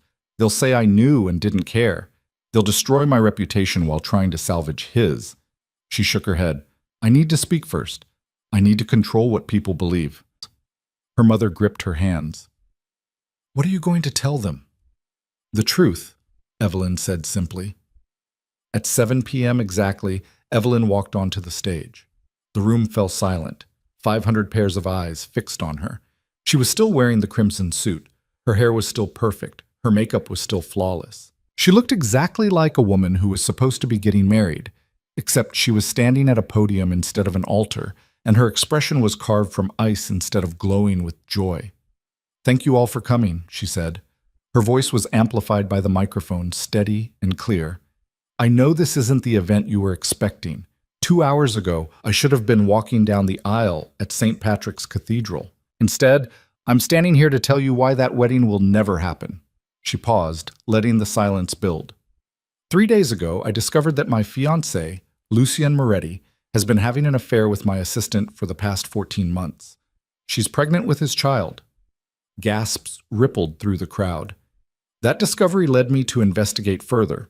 What I found was worse than infidelity. I found evidence that Lucien has been using our relationship, using my reputation, my contacts, my legitimacy to facilitate financial crimes, money laundering, fraud, possibly worse.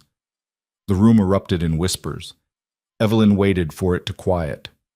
This morning, I presented that evidence to Lucien's board of directors, his investors, and federal agents from the FBI. As of this afternoon, Moretti Holdings is under investigation for financial crimes. Lucien Moretti is cooperating with federal authorities. More whispers. Evelyn could see phones coming out, people texting, recording, posting to social media. Good. Let them spread the story. Her story. "I want to be very clear about something," Evelyn continued. "I was deceived. I was manipulated. I was used by a man who saw me as a tool to legitimize his criminal enterprise. For 6 years, I believed I was building a future with someone I loved. What I was actually doing was providing cover for someone who never loved me at all." Her voice cracked slightly on the last words, but she pushed through. "I'm standing here tonight because I want you to hear the truth from me, not from tabloids, not from Lucien's lawyers, not from people who will try to spin this story to protect him or profit from the scandal. I want you to know that I had no knowledge of his criminal activities, that I cooperated fully with federal investigators the moment I discovered evidence of wrongdoing, and that I will continue to cooperate as this investigation proceeds." She gripped the podium, steadying herself. "I also want you to know that I'm not ashamed. I'm not hiding. Yes, I was fooled by someone who was very good at lying, but that doesn't make me complicit. It makes me a victim, and I refuse to be victimized twice. Once by him, and again by a society that wants to blame me for not seeing through deception that was designed to be invisible." Evelyn looked out at the crowd, at her parents, crying in the front row, at her colleagues from Cross Design Collective, their faces fierce with support, at society figures who'd known her for years, who were nodding in understanding. "So here's what happens now," she said. "I rebuild. I go back to my company, my work, my life. I help prosecutors build their case against Lucien Moretti. I make sure that what he did to me doesn't happen to anyone else. And I move forward, not as Lucian Moretti's victim, but as Evelyn Cross, a woman who survived betrayal and came out stronger. She paused one last time. Thank you for being here tonight, for bearing witness, for hearing my truth. This wasn't the celebration I planned, but it's the one I needed. She stepped back from the podium. The room was silent for 3 heartbeats. Then someone started clapping. Evelyn's mother. Then her father joined in. Then her colleagues. Then more people, until the entire ballroom was applauding. Evelyn stood on the stage and let the sound wash over her. It wasn't the same as walking down an aisle toward forever. It wasn't the same as saying vows and promising to love someone who actually loved her back. But it was something. It was witnesses to her survival. Proof that she hadn't been destroyed by the man who'd tried to destroy her. It was enough. The applause faded, but the cameras kept rolling. Evelyn stepped down from the stage and was immediately surrounded by reporters who'd been given access by Rebecca. Questions came from every direction, a wall of sound that threatened to overwhelm her carefully maintained composure. Ms. Cross, how long have you known about the affair? Were you aware of any criminal activity before this week? What will you do if Mr. Moretti tries to retaliate? Is it true his mistress is under federal protection? Rebecca materialized at Evelyn's elbow, her lawyer's instincts sharp. Ms. Cross will take 3 questions, she announced firmly. Then she needs privacy to process this with her family. Evelyn pointed to a woman from the Times. You first. When did you first suspect something was wrong? 3 days ago, Evelyn said. I overheard a conversation I wasn't meant to hear. Everything I discovered after that happened in 72 hours. That's remarkably fast, another reporter called out. How did you gather so much evidence so quickly? I had help from people who believed me, Evelyn replied. My attorney, a forensic accountant, and a young woman who was brave enough to tell the truth, even though it terrified her. She could see Lila's name being typed into phones, searches already beginning. The story would find her eventually, but at least she was safe, protected by federal agents who understood what happened when powerful men felt cornered. Final question, Rebecca said. A reporter from CNN spoke up. Do you regret your relationship with Lucian Moretti? If you could go back, would you change anything? Evelyn was quiet for a moment, considering. The ballroom had gone silent again, everyone waiting for her answer. I regret trusting someone who didn't deserve it, she said finally. I regret not seeing the signs that were probably there all along. But I don't regret believing in love. I don't regret being the kind of person who sees the best in people instead of assuming the worst. What happened to me wasn't my fault. It was his choice, his crime, his moral failure. She paused. So no, I wouldn't change who I am. I would just choose better next time. The reporters erupted with follow-up questions, but Rebecca was already steering Evelyn away, cutting through the crowd toward the private room where her parents waited. Her mother was pacing. Her father stood by the window, hands clenched into fists, looking like he was barely restraining himself from hunting down Lucian personally. That was incredibly brave, her mother said, pulling Evelyn into another embrace. But sweetheart, you look exhausted. When was the last time you slept? I don't remember, Evelyn admitted. Then we're taking you home, her father said. Our home. Not that apartment you shared with that. He bit off whatever word he'd been about to use. You're not staying in his space another night. Evelyn started to protest, then realized she didn't have the energy. Okay, she said quietly. Just I need to speak to Rebecca first. Her parents nodded and stepped out, giving her privacy. Rebecca was on her phone, already managing the aftermath. When she saw Evelyn's expression, she ended the call immediately. What do you need? What happens now? Evelyn asked. Legally, with Lucienne, with everything. Rebecca gestured for her to sit. The federal investigation will take time, months probably. They'll trace every transaction, interview everyone connected to his operations. Catherine's analysis gave them a roadmap, but they'll need to build a case that can survive the lawyers Moretti will hire. Will he go to prison? If they can prove money laundering and fraud, yes. Probably 5 to 10 years depending on how much he cooperates and what plea deal his lawyers negotiate. And the company, Moretti Holdings? That's more complicated, Rebecca said. The corporate structure is fractured now that his control position is void. The board will likely vote to remove him entirely, install new leadership, try to distance the legitimate business operations from the criminal ones. Some of it might survive. Most of it will probably collapse. And his investors, the people who trusted him, they'll lose money, Rebecca said bluntly. Some of them might have legal recourse if they can prove fraud in how their investments were solicited, but most will just take the loss and move on. That's the risk of investing in someone whose legitimacy was always questionable. Evelyn thought about Thomas Caldwell and the others who'd believed in Lucien, partly because she'd vouched for him. I led them to him. My reputation made them trust him.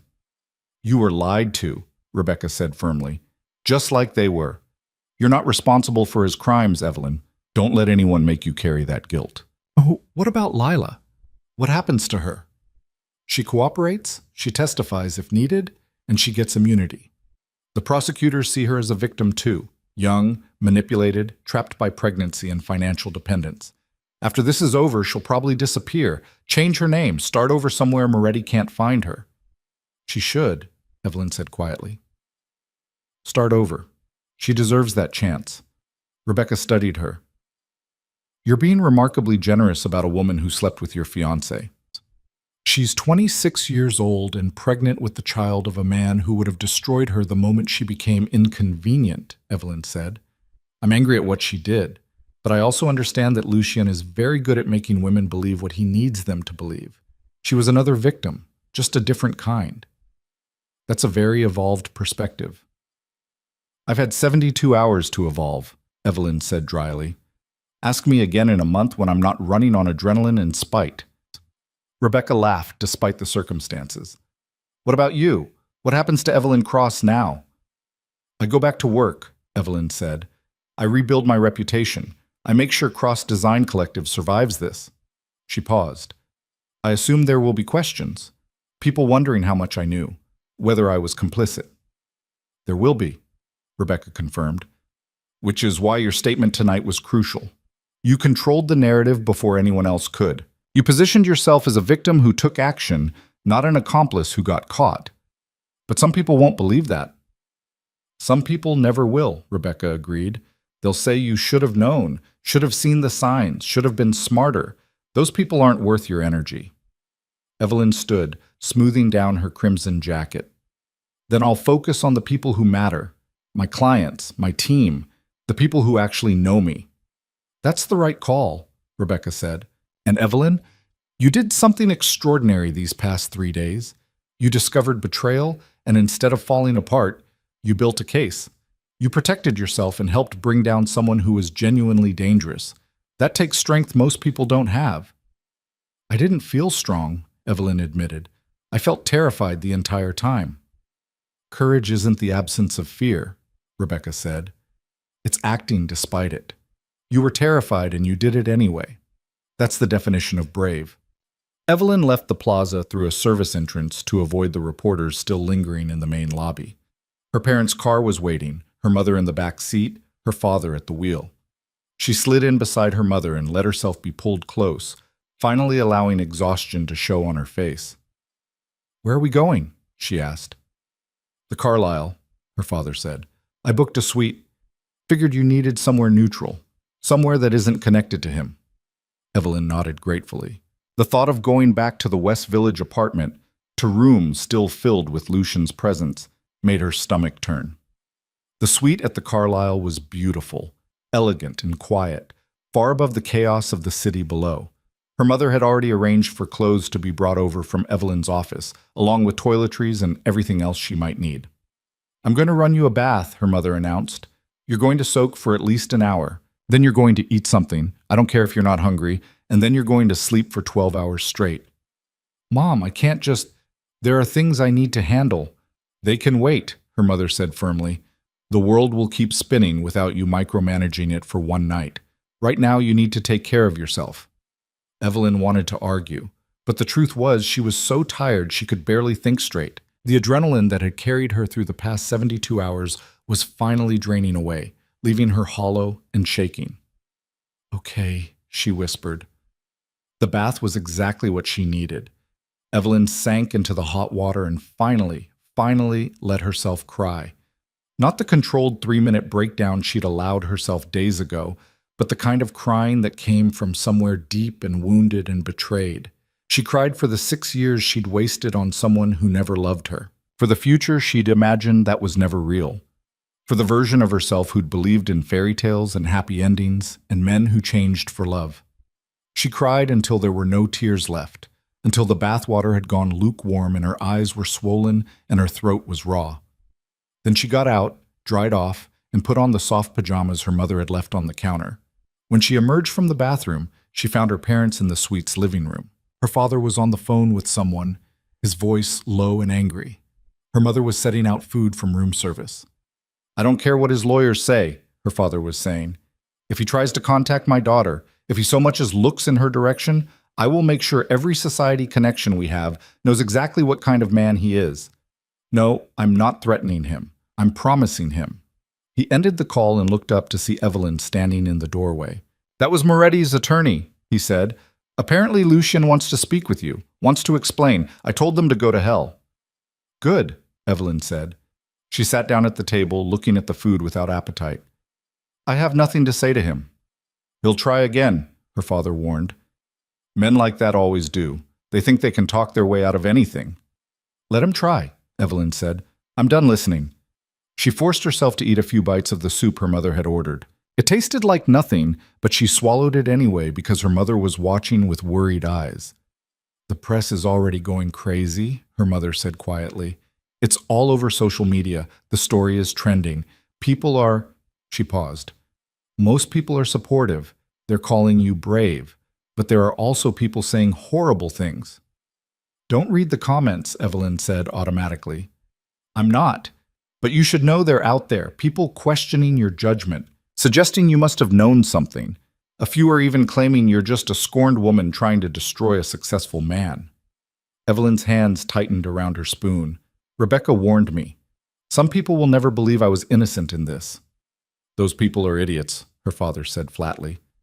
Despite everything, Evelyn smiled. "Thanks, Dad. I'm serious.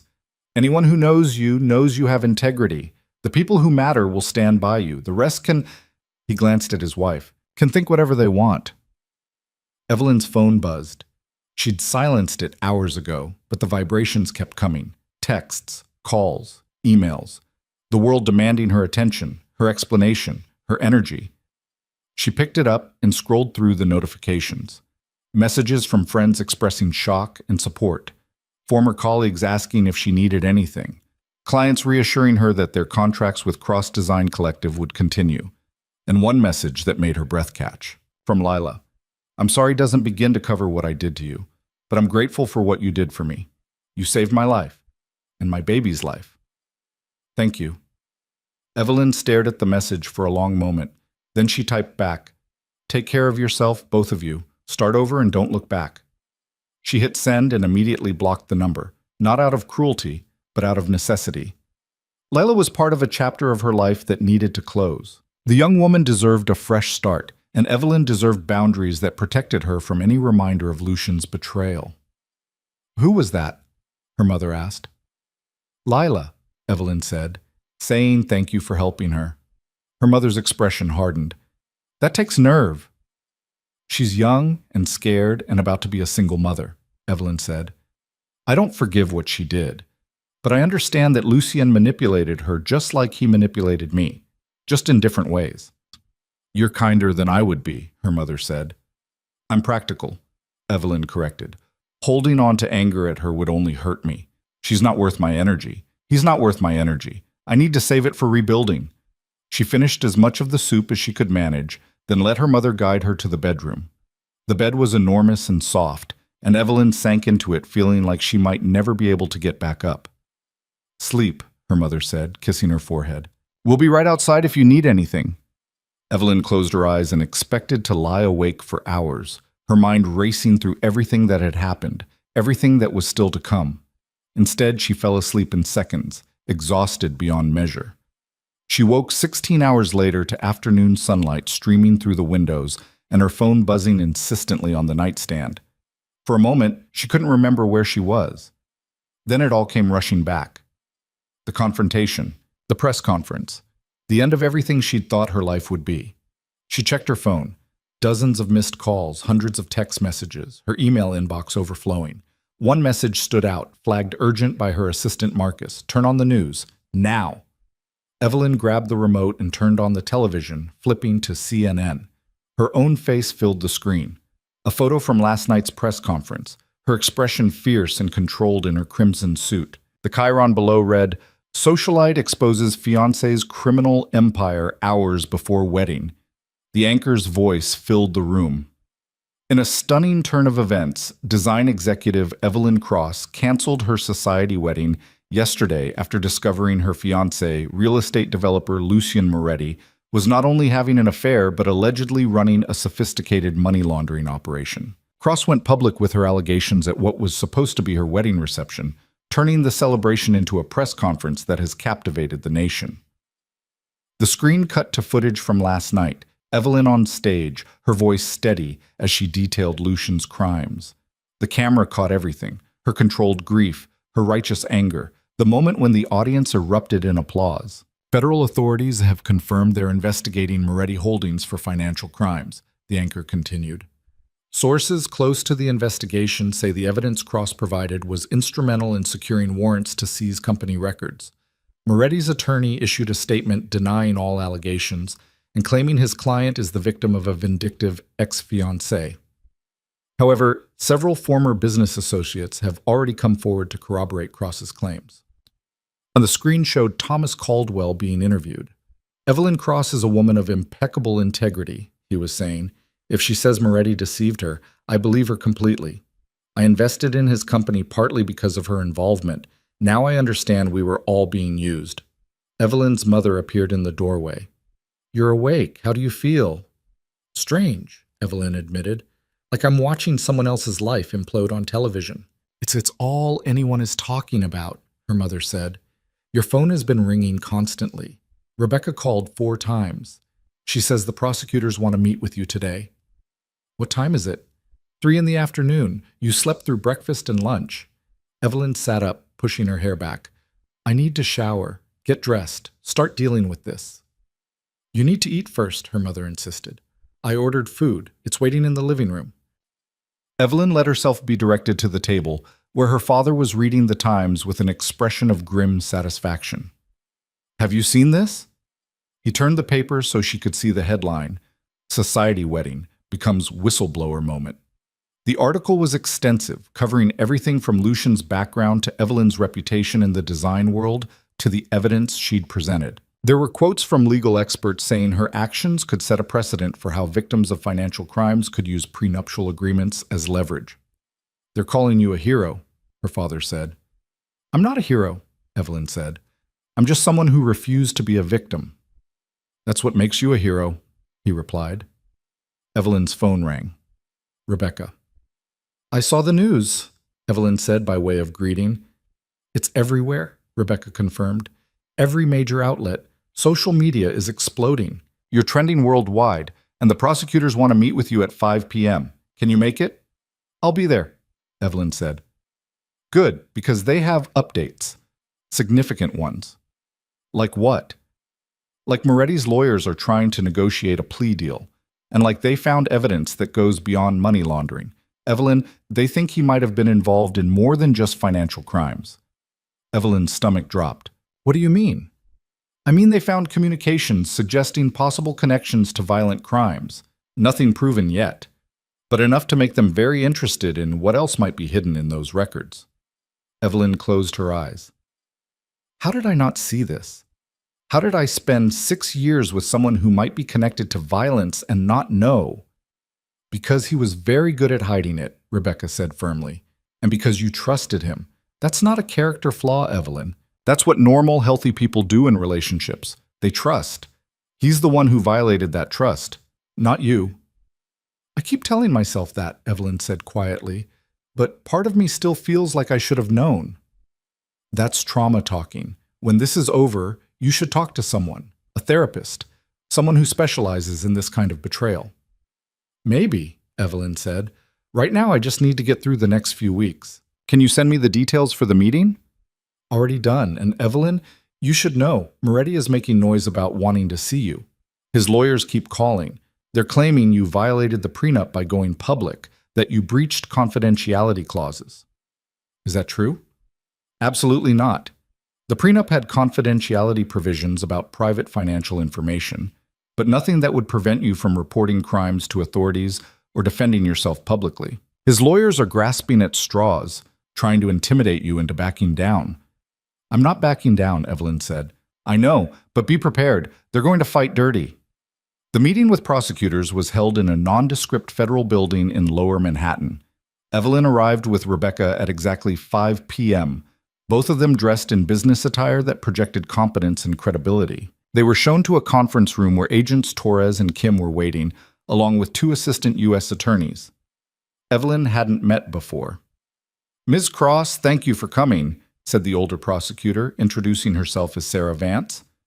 We wanted to update you on the investigation and get your cooperation on some additional matters. Of course, Evelyn said, sitting down. Whatever you need. Sarah slid a folder across the table. We've been going through the records seized from Moretti Holdings. What we're finding is worse than we initially thought. The money laundering is extensive and sophisticated, but we're also finding evidence of what appears to be involvement in intimidation, possibly extortion, and we're investigating potential ties to organized crime families. Evelyn felt cold. You think Lucien is connected to the Mafia?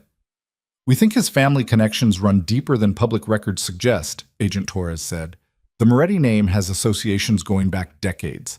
Lucien tried to distance himself, rebrand, go legitimate, but our investigation suggests he never fully severed those ties, just hid them better. What does that mean for the case? It means this is bigger than financial crimes, Sarah said.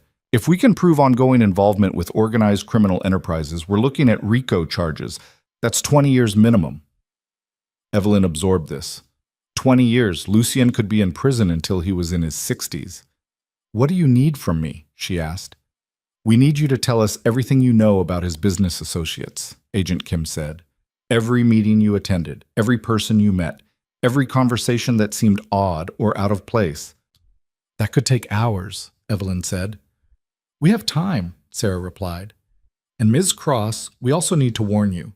If Moretti is as connected as we think he is, there's a possibility he might try to retaliate, not necessarily physically, but financially, legally, through harassment. We can offer you protective resources if you feel threatened. He's already threatening, Rebecca interjected. His lawyers are trying to claim Evelyn violated the prenup by going public. That won't hold up, Sarah said dismissively, but it tells us he's feeling cornered, desperate. That's when men like Moretti become unpredictable. What should I do? Evelyn asked. Be careful, Agent Torres said. Don't go anywhere alone for the next few weeks. Vary your routine. If anyone contacts you claiming to be from his organization, don't engage. Call us immediately. And if he tries to reach you directly, record everything. Evelyn nodded, feeling the weight of what she'd set in motion settling on her shoulders. They spent the next 3 hours going through her memories of the past 6 years. Every business dinner, every gala, every introduction she'd made. Evelyn described people she'd met, conversations she'd overheard, moments that had seemed unremarkable at the time but might mean something to investigators who knew what to look for. By the time they finished, it was past 8 p.m., and Evelyn was exhausted. We'll be in touch, Sarah said as they wrapped up. And Ms. Cross, thank you. What you did took courage. A lot of victims in your position would have just walked away quietly. You chose to fight back. That matters. Evelyn left the federal building with Rebecca and stood on the sidewalk, looking up at the darkening sky. You okay? Rebecca asked.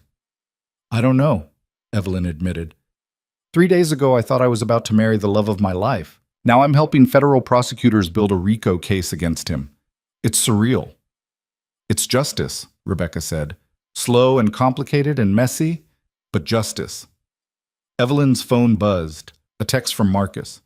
Your office is being staked out by reporters. Might want to avoid it for a few days. She showed the message to Rebecca. Stay at the Carlisle, Rebecca advised. Work remotely. Give the media circus time to calm down. I can't hide forever. You're not hiding. You're being strategic. There's a difference.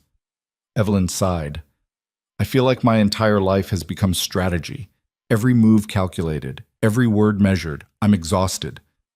Then stop for tonight, Rebecca said. Go back to the hotel. Order room service. Watch something mindless on TV. Give yourself permission to just exist without performing or planning or protecting yourself. It was good advice. Evelyn took it. Back at the Carlisle, she found her parents watching the evening news, which was still covering the story. You're famous, her mother said, in the worst possible way. Better than being infamous, Evelyn replied. She kicked off her shoes and collapsed on the sofa. The prosecutors think this case is going to get bigger, much bigger. She filled them in on the meeting, watching her father's expression darken as she described possible RICO charges and organized crime connections. I never liked him, her father said when she finished. Something about him always felt off, but I told myself I was being overprotective, that you were happy, and that was what mattered. You couldn't have known, Evelyn said. None of us could. He was very good at seeming legitimate. That's what makes men like him so dangerous, her mother said quietly. They don't look like criminals. They look like princes. Evelyn thought about that as she got ready for bed that night, about how Lucien had looked like everything she'd wanted, successful, charming, protective. How easy it had been to mistake control for care, possession for devotion, manipulation for love. She'd learned the difference now, learned it in the hardest way possible, but she'd survived. And tomorrow, she would start the work of making sure Lucien Moretti faced every consequence he'd earned. The next morning brought a phone call that changed everything. Evelyn was having coffee with her parents when Rebecca's name flashed across her screen. It was barely 7 a.m., too early for routine business, which meant something had happened. Moretti's lawyers want to meet, Rebecca said the moment Evelyn answered. Today, they're claiming he has information that could be valuable to the prosecution. They want to negotiate. Negotiate what? A deal. Reduce charges in exchange for testimony against his former associates. They're positioning him as someone who was forced into criminal activity by family pressure, who wants to come clean. Evelyn laughed bitterly. That's absurd. He built this empire himself. I know, but his lawyers are good, and they're desperate. The question is whether you're willing to be in the room when they make their pitch. Why would I need to be there? Because they specifically requested your presence. They claim Moretti has things to say to you directly, things that might help you understand why he did what he did. Evelyn's grip tightened on the phone. I don't want to understand. I want him to face consequences. I know, but the prosecutors think it might be worth hearing what he has to say. If he's genuinely willing to cooperate, it could help them build cases against much bigger players, people who've been operating in the shadows for decades. And if I say no, then they meet without you. But Evelyn, this might be your only chance to confront him on your terms, with lawyers and federal agents present, to say whatever you need to say before this goes to trial, and you're just another witness. Evelyn looked at her parents. Her mother was watching her with worried eyes. Her father looked like he wanted to forbid her from going anywhere near Lucien ever again. When and where? Evelyn asked. 11 a.m. Federal Building. Conference room with full security. He'll be in custody the entire time. You'll be completely safe. I'll be there, Evelyn said. Her mother immediately started to protest, but Evelyn held up a hand. I need to do this, she said. I need to look him in the eye and let him know that I'm not afraid of him anymore, that he didn't break me. He could say terrible things, her mother warned. Try to hurt you. Let him try, Evelyn said. Whatever he says can't be worse than what he's already done. At 10:30, Evelyn arrived at the federal building wearing a charcoal gray suit that was all business. No crimson this time. No statement colors, just professional armor and the calm expression she'd perfected over years of difficult client meetings. Rebecca met her in the lobby. You sure about this? No, Evelyn admitted, but I'm doing it anyway. They were escorted to a conference room on the 8th floor. The prosecutors were already there, Sarah Vance and her team, along with agents Torres and Kim. They'd arranged the room carefully. Lucien would sit at one end of the table with his lawyers, Evelyn and Rebecca at the other end, federal agents positioned near the door. He'll be brought in wearing restraints, Sarah explained. Standard procedure for someone in federal custody. His lawyers have already tried to argue it's prejudicial, but this isn't a courtroom. This is a negotiation. What exactly are they offering? Evelyn asked. Full cooperation, names, records, testimony against his former associates. In exchange, they want the money laundering charges reduced and any potential RICO charges dropped entirely. Will you agree to that? Sarah's expression was hard. Depends on what he gives us. If he can help us take down people who've been operating criminal enterprises for decades, it might be worth letting him serve 8 years instead of 20. 8 years, Evelyn repeated.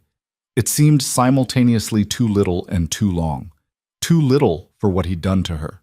Too long to wait for closure. Ms. Cross, Sarah said gently, you don't have to agree to anything. This isn't your decision. We just thought you deserved to hear what he has to say.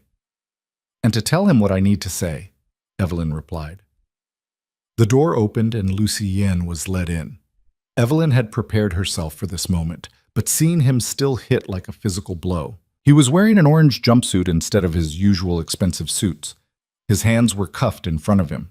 He looked tired, diminished, nothing like the powerful man who'd commanded every room he entered. But his eyes were the same, dark and sharp and calculating. He saw Evelyn and something flickered across his face. Regret? Anger? She couldn't tell and didn't care. His lawyers, 2 men in suits that probably cost more than most people's monthly rent, sat on either side of him. One of them immediately started speaking. Mr. Moretti appreciates the opportunity to address these matters directly. He wants Miss Cross to know that he deeply regrets the pain he's caused her. Then he can tell me himself, Evelyn said coldly. The lawyer looked uncomfortable but nodded to Lucy Yen. Lucien leaned forward as much as the restraints would allow. Evelyn, I'm sorry. For everything. You deserved better. You're right, Evelyn said. I did, but sorry isn't enough. Sorry doesn't undo 6 years of lies. I know, Lucien said quietly. I know I destroyed what we had. I know I used you. I know I... He paused. I know there's nothing I can say that will make this better. So why am I here? Evelyn demanded. Your lawyer said you had things to tell me, things that would help me understand. So talk. Lucien glanced at his attorneys, who nodded permission. I was born into a family with expectations, he began. The Moretti name came with debts I didn't choose, obligations I couldn't refuse. By the time I was 20, I was already too deep in the life to get out clean. Poor little rich criminal, Evelyn said. Is this the sob story you're selling to the prosecutors? Because I'm not buying it. It's not a sob story, Lucien said. It's the truth. Yes, I made choices, bad ones. I could have walked away, could have refused to participate. But I didn't. I wanted the power, the money, the respect that comes from being feared. He paused, and then I met you. Don't, Evelyn warned. You were everything I wasn't, Lucien continued. Legitimate, honest, built your success through talent instead of intimidation. And I actually thought I could become that, could borrow your legitimacy until it became real, could transform into the man you believed I was. Except you didn't, Evelyn said. You just used my reputation to commit more crimes. I tried, Lucien insisted. For the first few years, I genuinely tried to go straight, shut down the illegal operations, clean up the money, build something legitimate. His voice dropped. But my family wouldn't let me. They had hooks in me too deep, information that could destroy me if I didn't cooperate. So I compromised, kept one foot in each world, stayed clean enough to be with you publicly while staying dirty enough to satisfy the people I owed. And Lila? Evelyn asked. Where does she fit into this tragic tale of a man torn between 2 worlds? Lucien's jaw tightened. That was weakness, pure selfishness. I was exhausted from maintaining 2 identities, from being the person you needed me to be while still answering to people who saw me as a tool. Lila was easy, uncomplicated. She didn't challenge me or expect me to be better. She just accepted whatever version of me showed up. She was 26 years old, Evelyn said. You manipulated her the same way you manipulated me. I know. And the baby? Was that just weakness too? Lucien looked away. That was carelessness. And once it happened, I thought I could manage it. Thought I could have everything. The legitimate life with you, the easy escape with her, the criminal empire that kept my family satisfied. I thought I was smart enough to juggle it all. Instead, you lost everything, Evelyn said. Instead, you took everything, Lucien corrected. There was no anger in his voice, just a kind of exhausted acknowledgement. You were smarter than I gave you credit for. I underestimated you.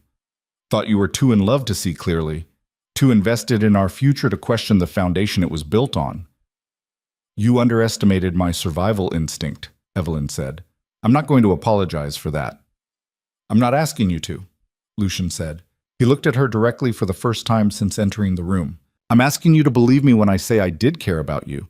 In my own twisted, selfish way, I cared. You weren't just a tool. You were... He struggled for words. You were the woman I wish I'd been good enough to actually deserve. Evelyn felt something crack in her chest. Not sympathy, not forgiveness. Just a kind of sad recognition that he might actually believe what he was saying. That's not love, Lucien, she said quietly. That's projection. You didn't love me. You loved the idea of being the kind of man who could be with someone like me. There's a difference. Maybe, Lucian conceded. Or maybe I'm just not capable of loving anyone the way normal people do. Maybe I'm too damaged, too corrupted by the life I was born into. That's a convenient excuse, Evelyn said. Blame your family. Blame your circumstances. Never take actual responsibility for your choices. One of Lucien's lawyers cleared his throat. Mr. Moretti is prepared to take responsibility. That's why we're here.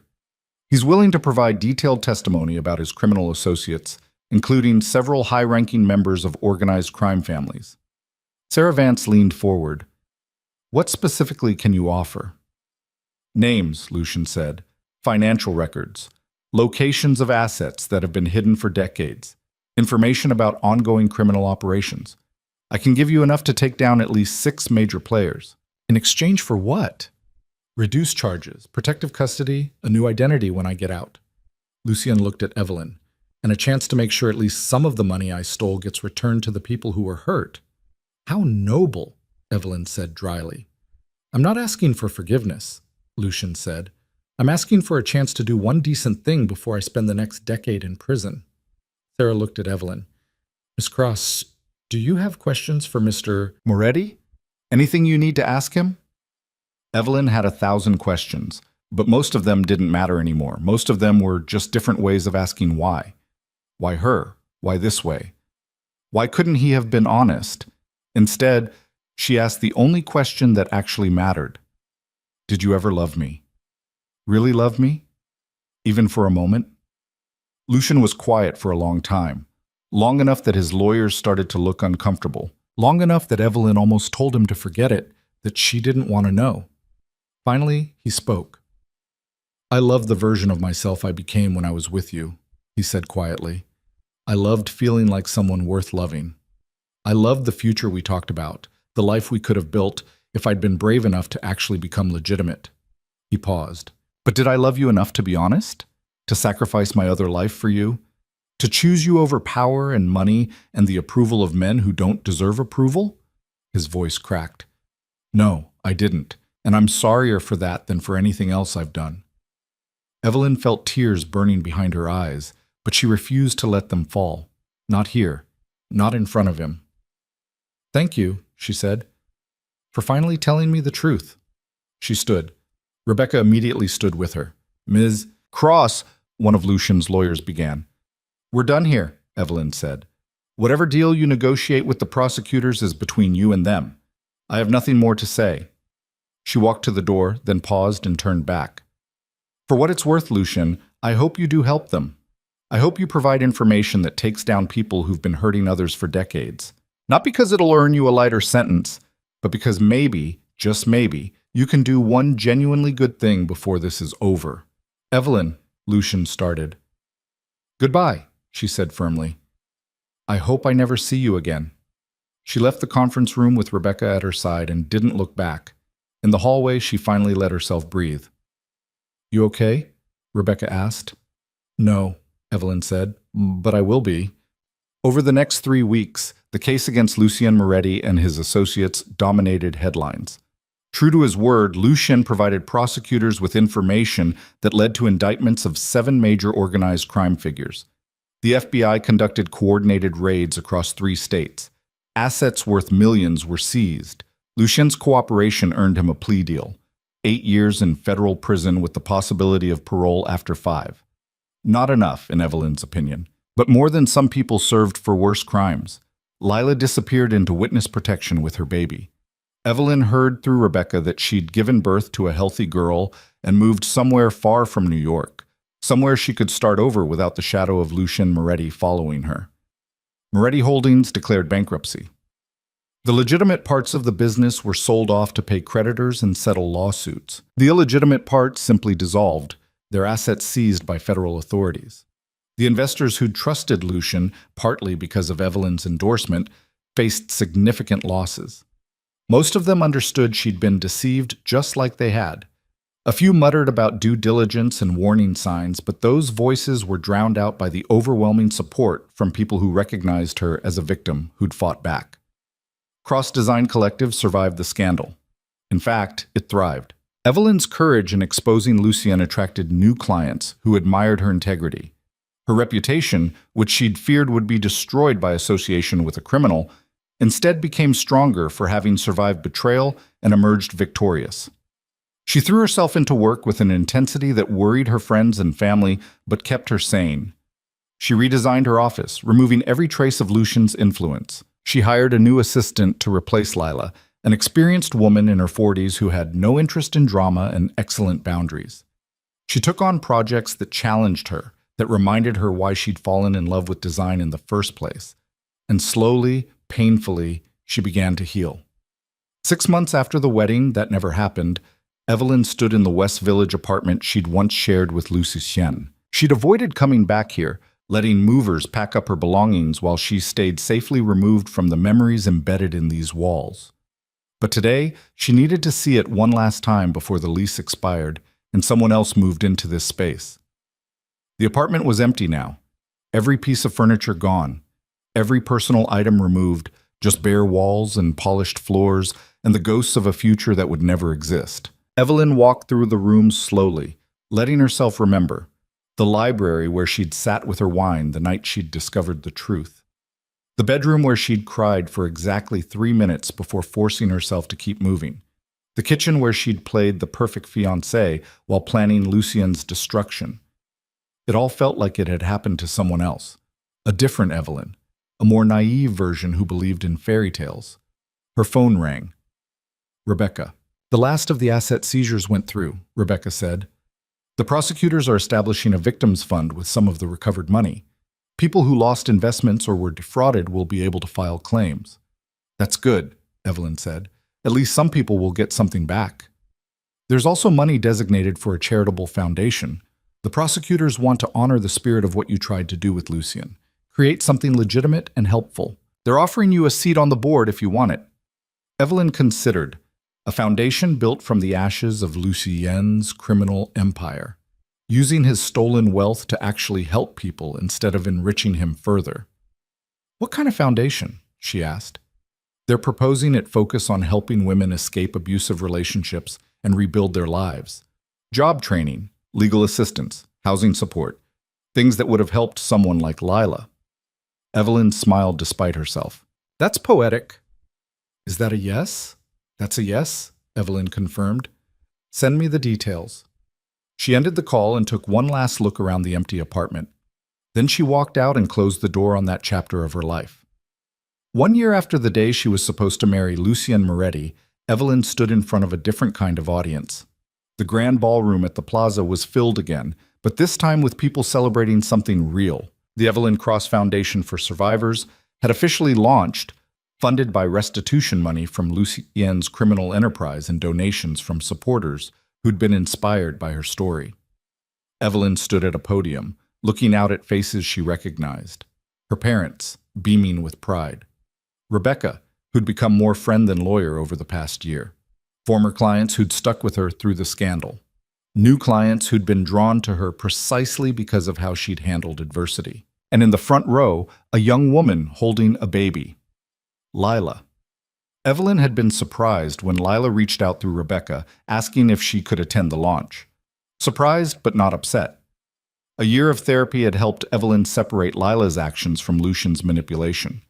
Had helped her understand that two people could be hurt by the same man in different ways, and that didn't make either of them the enemy. A year ago, Evelyn said into the microphone, I stood in a room very much like this one and told you about betrayal. about discovering that the man I loved was actually a criminal who'd been using me, about choosing to fight back instead of staying silent. The room was quiet, everyone listening. Today, I'm standing here to tell you about what happened after, about the hard work of rebuilding a reputation, about learning to trust again, not just other people, but myself, about transforming pain into purpose. She clicked to a slide showing the Foundation's mission statement. The Evelyn Cross Foundation exists to help people who've been victimized by those they trusted, domestic abuse survivors, financial fraud victims, people who've been manipulated and controlled and made to feel like they have no options. We provide legal assistance, job training, housing support, and most importantly, we provide a community of people who understand what it's like to survive someone who didn't want you to. Applause filled the room. This foundation exists because of money recovered from Lucien Moretti's criminal operations, Evelyn continued. Money he stole, laundered, and used to build power while hurting people. Now that money will help people rebuild what men like him destroyed. That feels like justice to me. More applause. Evelyn waited for it to quiet. I've been asked many times over the past year whether I regret my relationship with Lucien, whether I wish I'd never met him, never trusted him, never opened my life to someone who hurt me so badly. She paused, choosing her words carefully. I regret that he made the choices he did. I regret that people were hurt because I unknowingly helped legitimize a criminal. I regret the time I wasted believing in someone who didn't deserve my faith. But I don't regret being the kind of person who believes in love, who sees the best in people, who trusts and hopes and dreams. Her voice strengthened. Because that's not weakness. That's humanity. The problem was never that I trusted too much. The problem was that he betrayed that trust. And I refused to let his failures change who I am at my core. The audience was on their feet now, applauding. Evelyn felt tears on her cheeks, but didn't wipe them away. So here's what I want everyone to take from my story, she said. If you've been betrayed, it's not your fault. If you've been manipulated, you're not stupid. If you've been hurt by someone you loved, you're not weak for having loved them. You're human. And being human, being capable of trust and hope and love, is never something to apologize for. She looked directly at Lila. We survive by supporting each other, by refusing to let the people who hurt us define our worth, by transforming pain into purpose and creating something beautiful from the ashes of what they destroyed. More applause. Evelyn stepped back from the podium and was immediately surrounded by well-wishers. Later, after most of the guests had left, Lila approached her. The baby was sleeping in her arms, tiny and perfect. Thank you, Lila said quietly, for everything. For protecting me when you had every right to hate me. For this. She gestured at the banners announcing the foundation. For showing me that survival is possible. Evelyn looked at the baby, at new life born from chaos and mistakes, and a man who'd hurt them both. What's her name? She asked. Hope, Lila said. Because that's what you gave me. Hope that we could survive him. Evelyn touched the baby's tiny hand.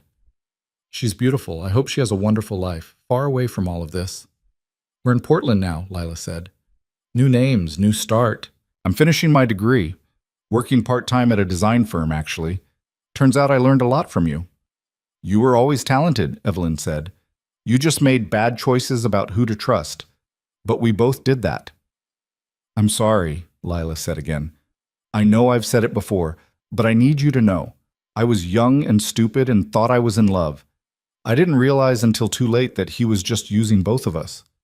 I know, Evelyn said, and I forgive you, not because what you did was okay, but because holding on to anger would only hurt me. You were a victim too, just a different kind.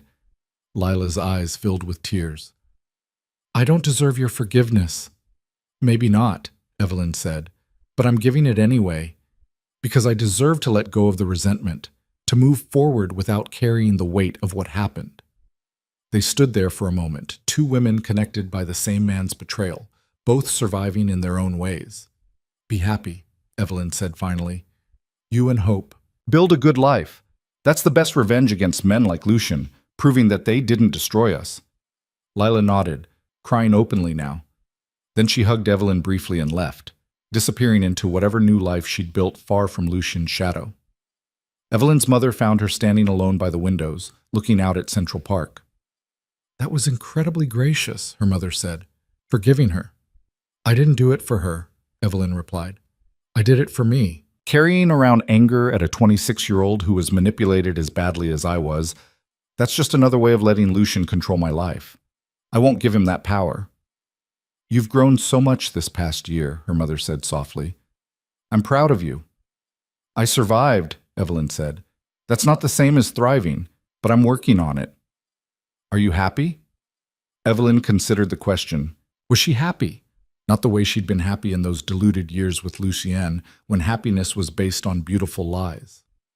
But there was a different kind of contentment now, a peace that came from knowing exactly who she was and what she was capable of.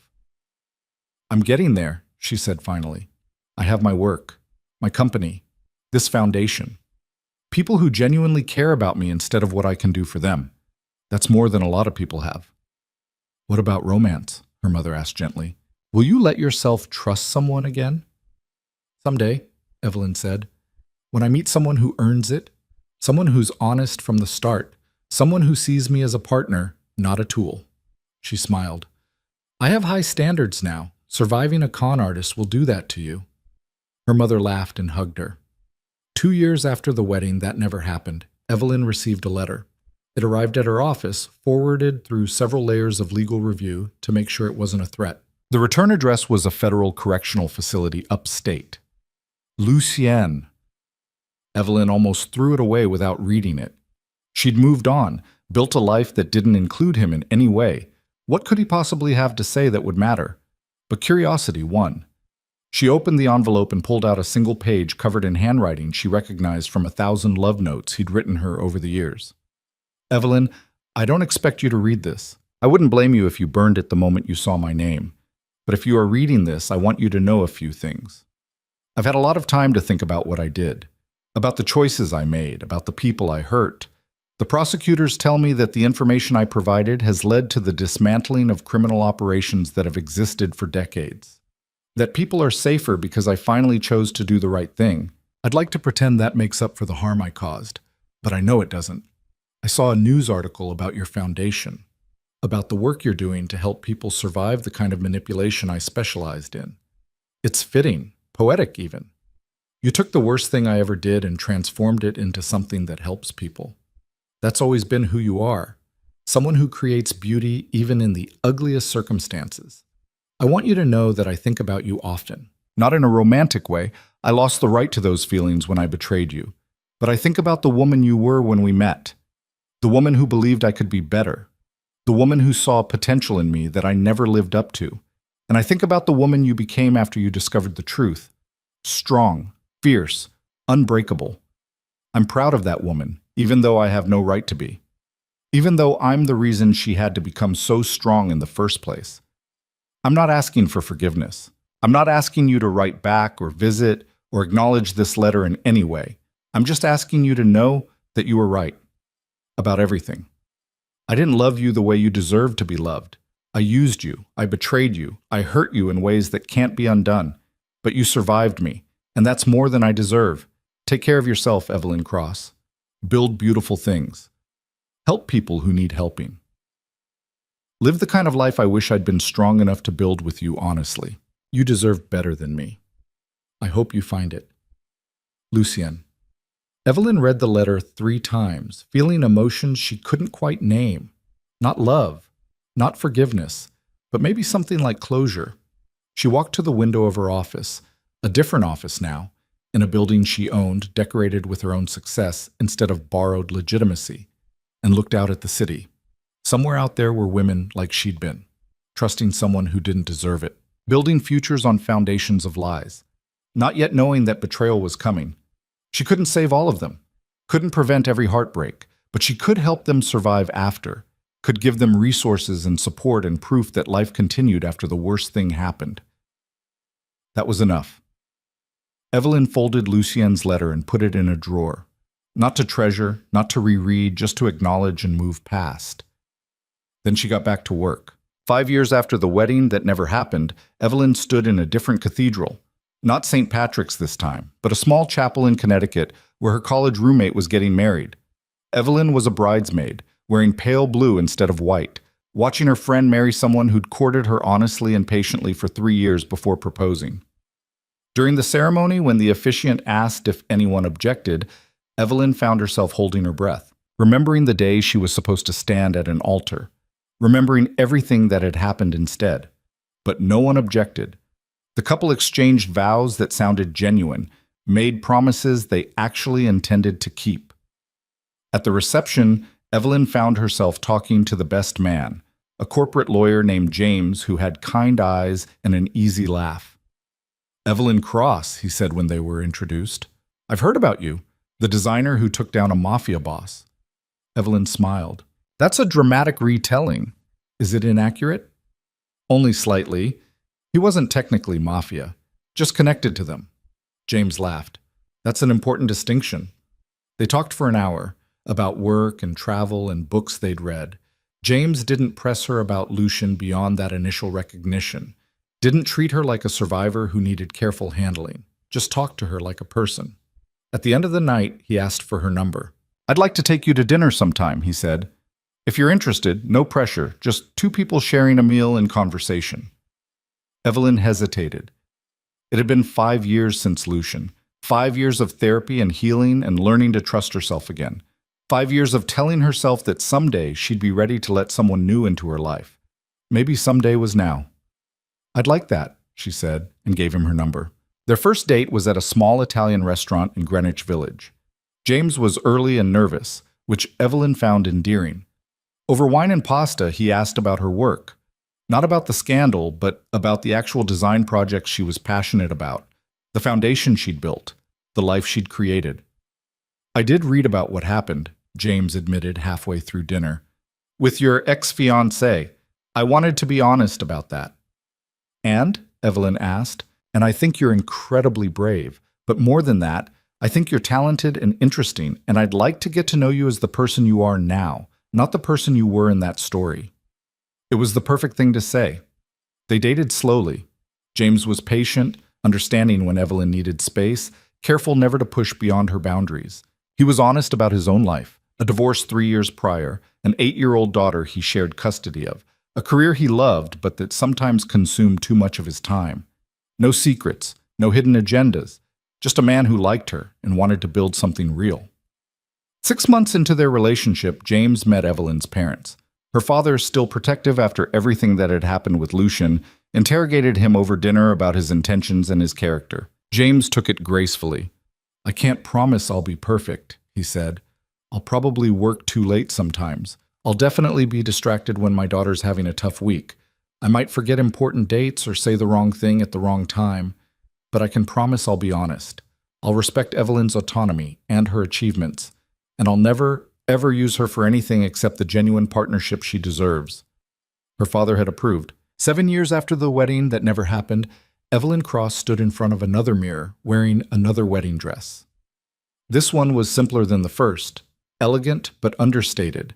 Not a dress designed to impress 500 guests at a society wedding, but a dress chosen because it made her feel beautiful. Her mother was there, crying happy tears. Rebecca was there too, maid of honor this time instead of lawyer. "Are you ready?" her mother asked. Evelyn looked at her reflection. She was older now, different, marked by the experiences that had transformed her from a naive woman who believed in fairy tales to someone who understood that real love required honesty and effort in choosing each other every day. "I'm ready," she said. The ceremony was small, just 50 people in a garden at sunset, friends and family who'd supported her through the worst and celebrated with her through the rebuilding. James waited at the altar with his daughter beside him, their daughter now, since Evelyn had grown to love the 8-year-old with the gap-toothed smile and endless questions about design. When Evelyn walked down the aisle, there was no orchestra, just a string quartet playing something simple and beautiful. When she reached James, he took her hands and looked at her like she was the answer to every question he'd ever asked. The vows they exchanged were ones they'd written together, honest promises about partnership and respect, and choosing each other even when it was hard. When the officiant pronounced them married, Evelyn kissed her husband and felt something settle into place. Not the desperate, anxious love she'd felt with Lucienne, always afraid it would disappear if she made a wrong move, but something steadier, calmer. built on a foundation of truth instead of beautiful lies. At the reception, her father gave a toast. 7 years ago, he said, my daughter was supposed to marry someone else. When that wedding didn't happen, I thought my heart would break for her. I thought she'd been robbed of her happy ending. He looked at Evelyn and James. But I was wrong. She wasn't robbed of anything. She was saved from a life built on deception. And she used that survival to build something better, something real. He raised his glass. To Evelyn, who taught us all that the strongest thing you can do is survive someone who tried to break you. And to James, who's smart enough to see exactly how extraordinary she is. Everyone drank. Later, dancing with James under string lights in the garden, Evelyn thought about the woman she'd been 7 years ago, so confident in a future that was never real, so certain that love meant never questioning, never doubting, never protecting herself. She was grateful to that woman for surviving, for finding the strength to fight back when it would have been easier to accept defeat. But she was also grateful she wasn't that woman anymore. What are you thinking about? James asked, pulling her closer. How different this is from what I imagined my wedding would be, Evelyn said honestly. Better or worse? Better, she said without hesitation. So much better, because it's real. James kissed her forehead. That's all I want to be, real with you, every day. That's all I need, Evelyn replied. They danced until the stars came out, surrounded by people who loved them genuinely, celebrating something built on honesty instead of strategy. And Evelyn Cross, who'd survived betrayal and fought her way back to trusting and loving again, finally got her happy ending. Not the one she'd planned, the one she deserved.